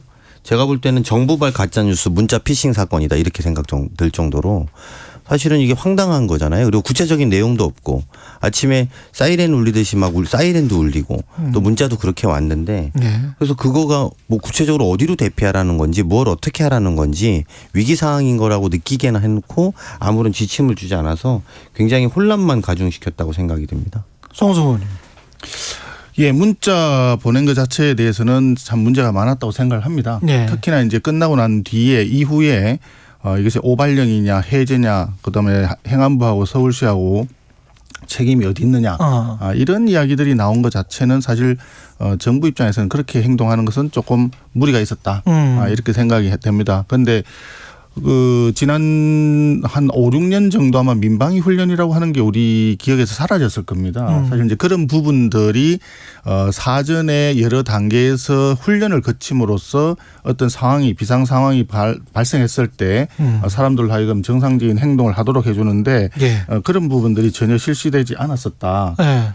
그것이 경우에 따라서 우리가 해석하기에는 거짓 평화 쇼에 우리가 좀 놀아난 측면이 있지 않았을까. 그것의 어떤 연장선상에서 우리가 좀 반성해 볼 점이 있지 않나. 그래서 향후에는 아마 굳이 한다 그러면 이런 발령을 하게 되면 일본의 제이 얼러트 이야기가 나오던데요.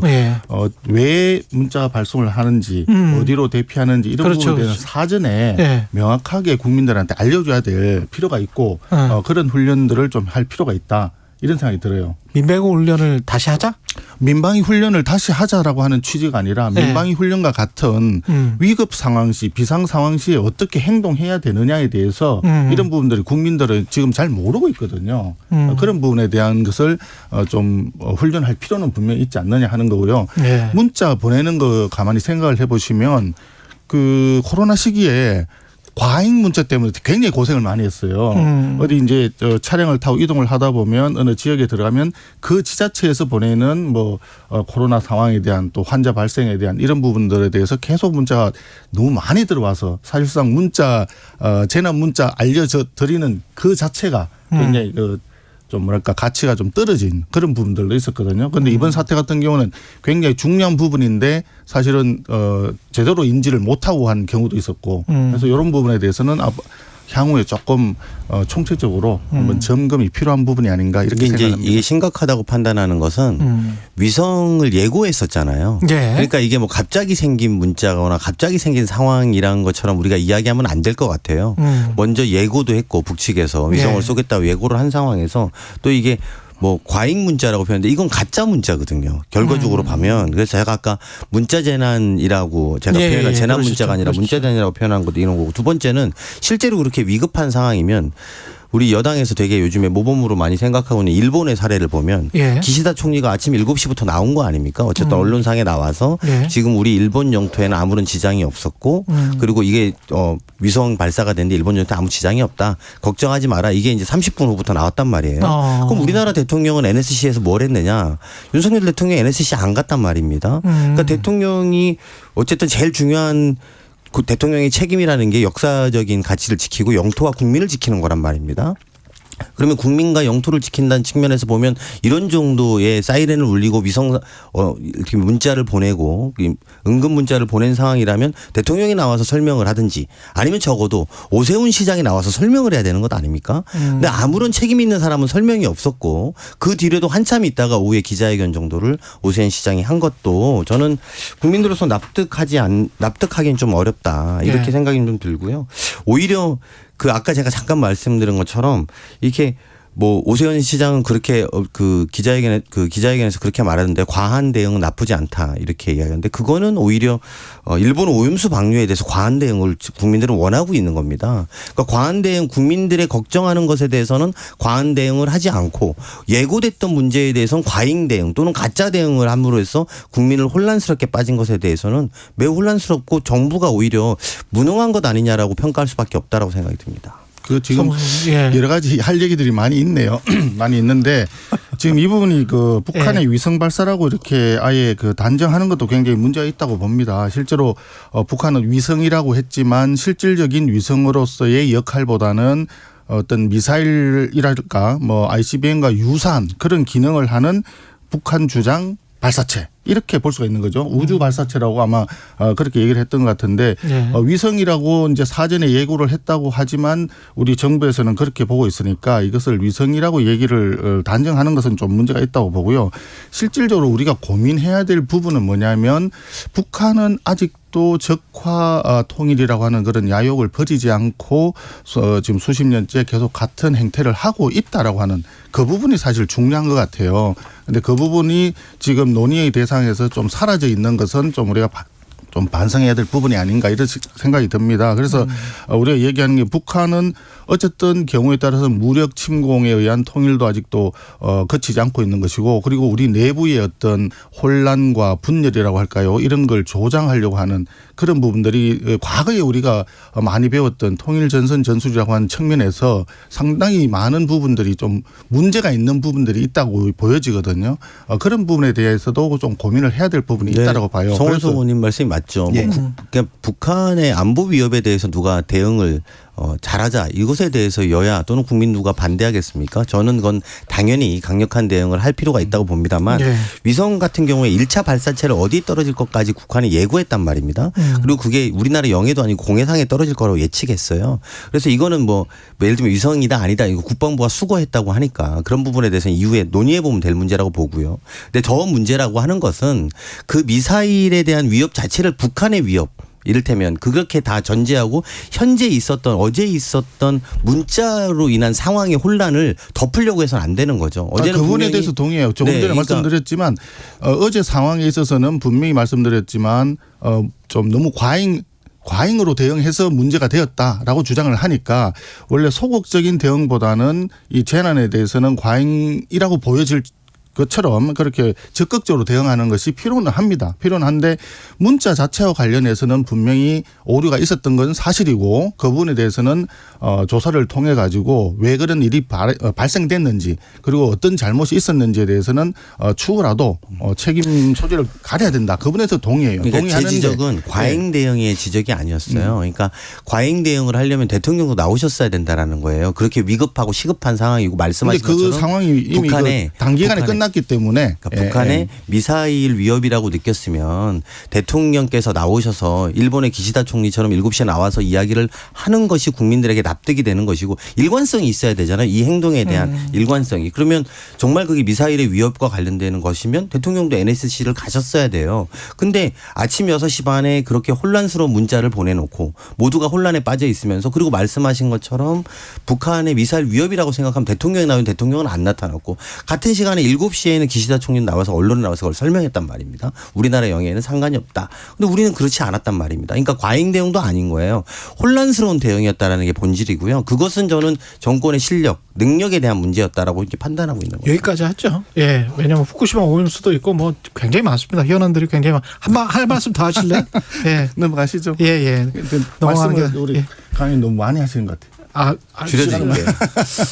거의 비슷한 것 같습니다. 제가 이양 조준은 잘해보겠습니다. 예, 후쿠시마 시찰단과 관련해서는 갔다 왔는데 야당에서는 청문회를 추진해야 되겠다 이렇게 지금 주장을 하고 있습니다. 예. 송은석 의원님이 하실 말씀이 있을 것 같습니다. 지금 이제 시찰단이 처음에 이제 시찰단이 누가 가는지도 모른다 이런 이제 비판도 하시고 했는데 사실 어저께 발표하면서 시찰단 명단도 다 공개를 했지 않습니까? 그 정도로 이제 사실 공개를 함으로써 그 이후에 일부 또 극단적인 또 문자 메시지나 이런 부분들이 문자 폭탄이 올 수도 있는 그런 애로사항이 있을 수도 있지만 그럼에도 불구하고 이것은 공개를 하는 것이 투명하게 공개하는 것이 더 국민들의 불안을 줄일 수 있다라고 판단해서 결단을 내린 것 같습니다. 그래서 지금은 이제 남은 것은 그 일본에서 가져온 현장에서 가져온 그 부분들 농도 분석 자료라든지 또 설비라든지 이런 거 다 확인했으니까 전문가들이 뭐 이게 시간이 좀 필요하다고 하더라고요. 그걸 조사를 해서 최종적으로 어떤 상황이다. 이 오염 처리수가 어떤 상태에 있다.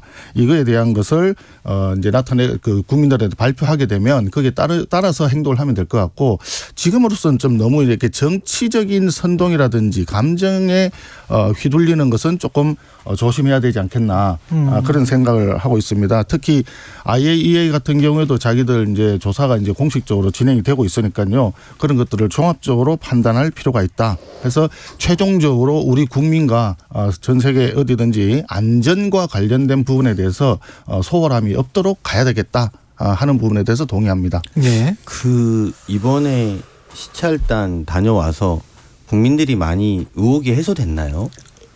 저는 아무도 해소된 분이 없는 것 같아요. 오히려 갔다 왔는데 저는 이게 시찰단이 아니라 후쿠시마 홍보단의 같은 거의 수준 아니었나. 그러면 이걸 왜 했을까?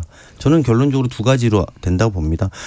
오염수 방류와 후쿠시마 수산물 구입을 재개하기 위한 명분을 쌓기 위한 것 아니었나라는 의심을 지을 수가 없습니다. 말씀하신 것처럼 가짜뉴스나 뭐 선동 이런 거 하지 말라고 하시는데 저는 그런 게 어제 있었던 게 선동이었던 거죠. 사실은 마치 뭔가 되게 있는 것처럼 이야기했던 선동이고 가짜뉴스였고 가짜 문제였고 오늘 이 문제에 대해서는 국민들의 걱정이 있는 건데요. 아무런 의혹이 해소되지 않았어요. 구체적으로 뭐가 어떻게 해결된다. 그리고 국민들은 걱정하지 마라. 이 정도 농도가 나오기 때문에 어떤 식으로든 문제가 해결될 수밖에 없다라는 구체성을 가진 답변을 못 들었고요. 시찰단의 브리핑 내어보면 세 가지들이에요. 크게 하나는 오염수 방출을 차단하기 위한 수단들이 있다라는 걸 확인했다는 거고요. 두 번째는 과학기술적 검토 과정에서 의미 있는 진전이 있었다라고 표현하고 있습니다. 마지막으로는 평가를 위해서 추가 분석과 확인이 필요하다고 이야기했습니다. 이 정도 가지고 국민들이 납득할 수 있을까? 오히려 불안감들은 더 가중될 거기 때문에 저는 오히려 이번 기회에 국회가 국민들 의혹을 해소해주고 또 이게 뭐 실제로 여당에서 일본과 한일 관계의 전면적인 개선을 요구하고 있다라면 오히려 국회 앞에서 후쿠시마 오염수 청문회를 해서 국민들 앞에 낱낱이 밝혀주는 것이 국민적 의혹 해소에는 도움이 되지 않겠느냐라는 말씀을 드리고 싶습니다. 맞습니다. 예, 국민적 의혹에 대해서는 소상하게 밝혀야 되고 지금 조금 전에 강 의원님 말씀하신 대로 지금 전문가들이 조금 더 시간을 가지고 분석 검토를 해야 된다라고 얘기한 게 사실 아닙니까?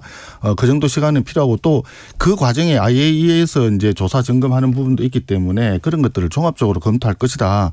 이런 상황에서 정부에서 어떤 행위를 하는 거에 대해서 이게 정상적이고 정당한 어떤 행위인데 그것을 계속 정치적인 그 어떤 그 뭐랄까 그 프레임 속에서 자꾸 이렇게 이해하려고 하는 것은 좀 우리가 조심스럽게 봐야 된다 이렇게 생각을 해요. 우리가 정부가 나서 가지고 뭐 반일 죽창가를 들고 뭐 이렇게 하던 시절도 있었지 않습니까? 그런 그 후폭풍으로 굉장히 국민들은 갈라치게 돼 가지고 굉장히 힘들었어요. 그러니까 지금도 똑같은 상황인 것 같습니다. 정부에서는 차근차근 그 단계를 밟아 가지고 조사도 하고 분석도 하고 협의도 하고 해서 국민들에게 소상하게 그 정보를 알려드리려고 진행을 하고 있다고 보여지거든요. 그런 단계에서 지금 미리 사전적으로 프레임을 가지고 이것은 아무런 효과가 없다. 오히려 시찰단 다녀온 것이 거기서 뭐 후쿠시마 홍보단이라든지 뭐 선동한다고 이렇게 얘기를 하시는 건 조금 과한 것 같고요. 또 후쿠시마산 그 수산물 수입 부분에 대해서는 정부에서도 일단 수입할 계획이 없다라고 이미 한 두어 차례 밝힌 걸로 저는 알고 있습니다. 그러니까 그 부분에 대해서는 지금 당장 미리 예단해서 그 수입물을 수입을 하기 위한 전제 조치다. 이렇게 이해하는 것은 조금 과하지 않나 싶은 생각이 들어요. 후쿠시마 수산물 짧게 한다고 하기 어렵죠. 사실 국민들 정서가 엄청 걱정이 많으니까요. 그래서 그런 국민적 우려를 불식시켜야 되는데 이번에 갔다 와서 제공한 내용들을 보면 일본 당국이 제공한 정보 외에는 다른 이야기가 없던 거예요. 그러니까 우리 시찰단의 주관적인 판단으로 자주적인 판단으로 이런 문제가 있었고 이런 건 아쉽다. 그리고 일본한테 이런 요구를 한다 정도가 붙었어야 되는데 그게 전혀 없다라는 지적들은 피할 수 없을 것 같습니다. 예. 그리고 아까 이것도 조홍천 의원한테 여쭤봤었는데 비슷한 질문이 나올 수밖에 없겠습니다. 현안이기 때문에 김남국 의원 관련해서는 국민의힘은 제명을 해야 되는 사안이다. 그리고 민주당 일부에서도 자진 사퇴 이야기가 나오는 것 같은데 어떻게 보십니까? 일단 기본적으로 윤리위원회에 넘겼기 때문에 국회에서 윤리위원회 또 우리 당도 동의해서 윤리위원회에 넘긴 상태이기 때문에 윤리위원회 결정을 따르는 것이 좀 맞다고 봅니다. 그리고 본인도 김남국 의원 본인도 윤리위원회에 가서 철저하게 소명하고 밝힐 건 밝히겠다고 했으니까 국회의원들이 거기에서 판단하는 것이 맞지 아직 범죄 혐의라든지 이런 것들이 명확하지 않은 상황에서 자진 사퇴나 이런 것들을 먼저 전제하는 것들은 옳지 않다라고 저는 생각합니다.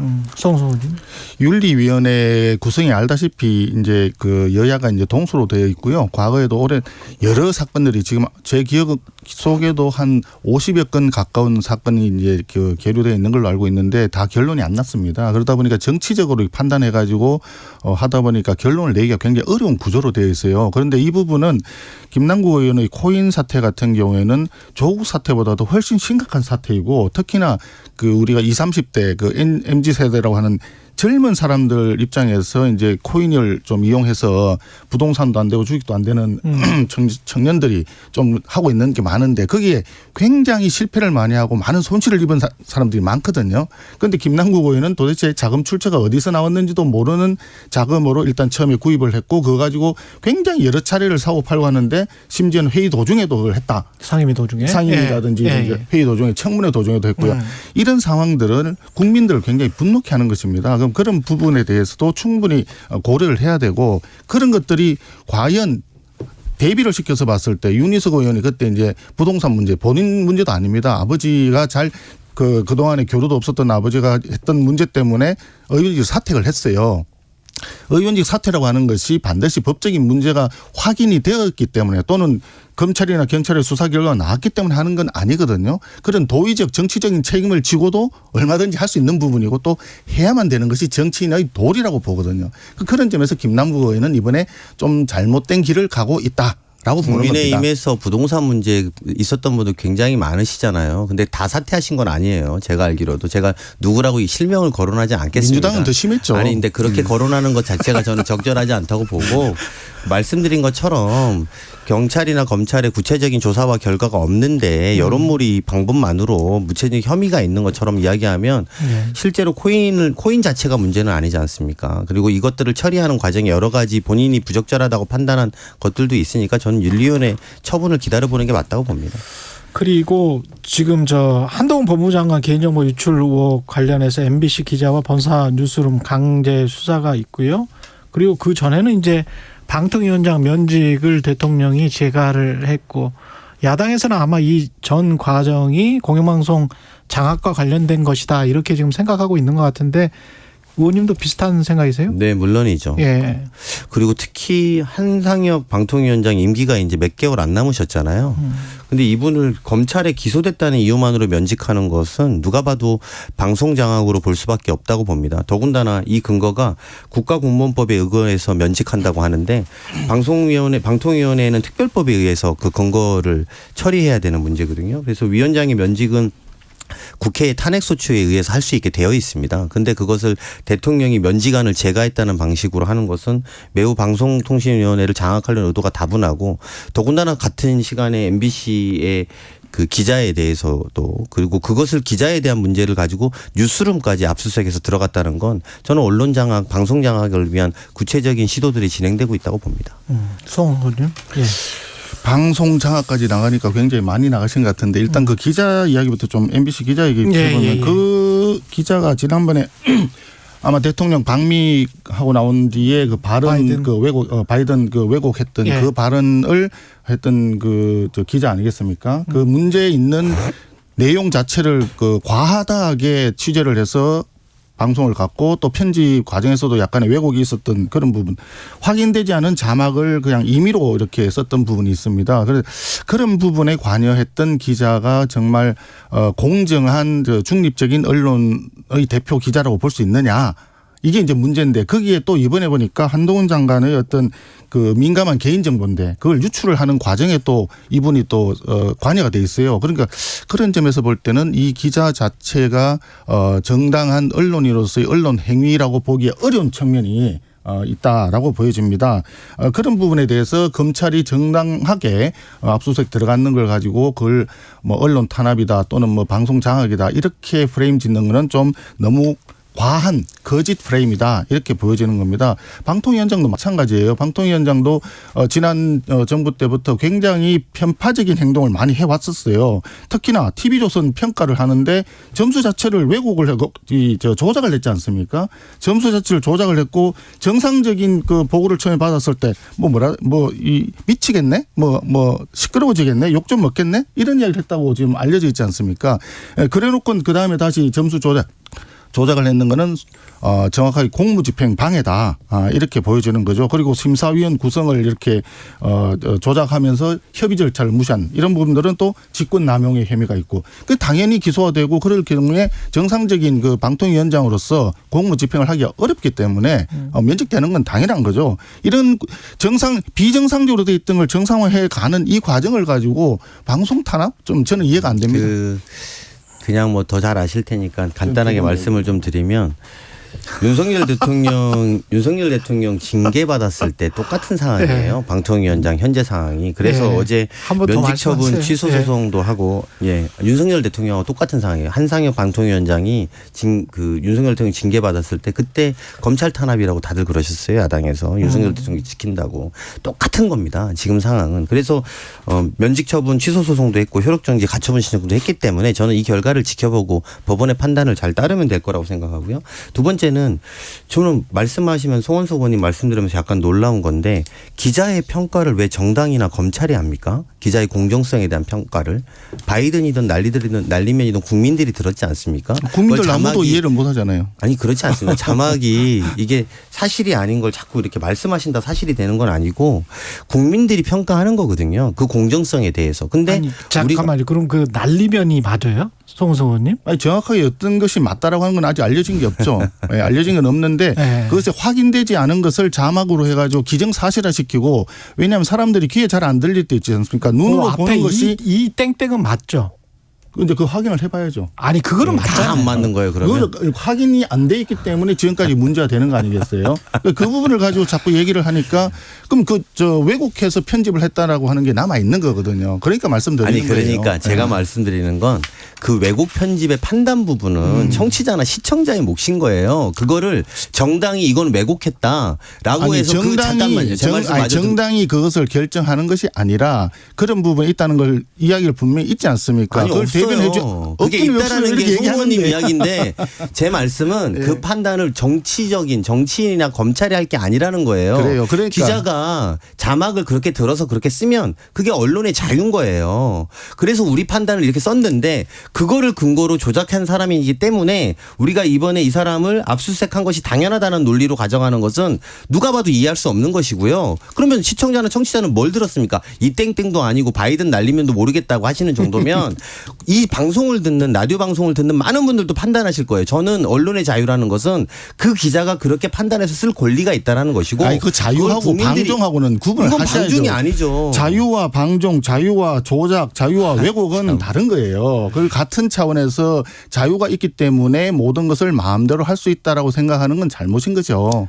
그러니까 법적 절차대로 하자면 언론 중재위를 가거나 소송을 하면 되는 건데 그것 때문에 압수수색을 했다 이렇게 지금 말씀을 하시는 건 아니죠 설마? 아니 그 압수수색 자체는 그거하고 또 다른 거 아닙니까? 그거 다 다른 거죠. 근데 왜냐하면 오늘의 압수수색은 한동훈 의원님이 왜 자꾸 나보고 그러세요? 아니, 똑같은 출연자가 있는데 그러니까 아까 우리 진행하시는 분이 중립적으로 하셔야죠. 아니, 중립적으로 지금 하고 있는 것 같아요. 아까 그래서 지금 의원님한테 그걸 다시 한번 확인시켜 드리려고 하는 거예요. 다시 한번 말씀드릴게요. 두 가지 사건에 그 한 기자가 동일하게 관여되어 있는 걸 보니 그 부분에 있어서는 그 기자분의 기본적인 뭐랄까 언론 취재의 윤리랄까요? 이런 부분에 대해서 한 번 더 짚어봐야 되겠다라고 하는 점을 분명히 말씀드리는 겁니다. 그러니까 그게 앞에 거를 말씀하시면 상황이 많이 달라진다는 거예요. 제가 볼 때는 다른 문제라는 검찰 압수수색은 다른 거예요. 그럼 다른 거죠. 근데 그거를 같이 하셔서 그게 뭐냐면 이거는 분명히 한동훈 장관의 개인적인 정보에 대해서 유출 의혹이 있는 겁니다. 그거를 지금 섞어서 말씀하시니까. 아니, 제가 말씀드린 두 가지를 다 얘기한 겁니다. 분명히 개인 정보이기 때문에 이것을 유출한 거에 관여되어 있다면 굉장히 문제가 많아요. 그 부분에서도. 그거는 따로. 그거는 다른 부분이고 그 회사에 대해서는 유출했으니까 확인을 해야 되니까 검찰에서 압수수색 들어간 거 아닙니까? 그분은 당연히 맞는 거예요. 그런데 공교롭게도 그 기자가 개인적인 문제가 있어 보인다는 측면이 있기 때문에 말씀을 드린 거예요. 그러니까 그거는 반대로 말하면요. 그렇게 말씀하시면 표적 수사라는 증거가 돼요. 아니 표적 수사 아니 왜 그러냐면 제가 말씀드린 건 취재 윤리를 얘기한 겁니다. 취재 윤리. 아니 그러니까 제가 듣기에는 오히려 저는 바이든 날리면에 썬 사람이 이런 문제도 있었기 때문에 아니 아까 그 말씀이셨잖아요. 이 땡땡도 모르시겠다고 하시니까 이것도 그건 확인된 게 없어요. 근데 문제가. 그 확인을 다 국민들이 한 거예요. 판단을 하실 거고 서로 이거 갖고 뭐가 맞다라고 할 필요는 없는 거고. 없어요. 그러니까 그 부분에 대해서 제가 말씀드리고 싶은 건 그 부분에 대해서 그렇기 때문에 그런 사람이었기 때문에 이번에 이렇다라고 이야기하면 옳지 않다는 거예요. 그렇게 얘기한 건 아니에요. 제가 두 가지를 분명히 말씀드렸습니다. 한동훈 장관의 개인정보 유출에 대해서 문제가 있기 때문에 압수수색 들어간 거는 당연히 맞다. 필요하다. 검찰이 정당한 행위를 한 것이다. 그거에 대해서 다른 논의할 필요가 없어요. 그런데 하필이면 개인적인 부분에서도 그런 느낌이 든다. 이 부분에 더 짚어봐야 된다. 이런 이야기입니다. 표적 수사니까. 표적 수사는 아니죠. 언론과 관련해서는 제가 더 전문가니까요. 언론은 중립을 추구하는 것이 아니고 진실을 추구하는 것입니다. 그것만 말씀을 드리고요. 이 땡땡은 그렇게 말씀하신 거는 맞아요. 그게 진실입니다. 국민의힘 송원석 의원, 민주당 강훈식 의원이었습니다. 고맙습니다. 네, 고맙습니다. KBS 1라디오 최경영의 최강시사였습니다. 고맙습니다.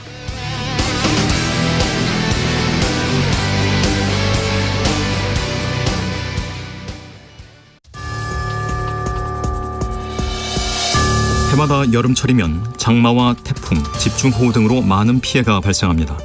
집중호우와 태풍이 시작되면 라디오나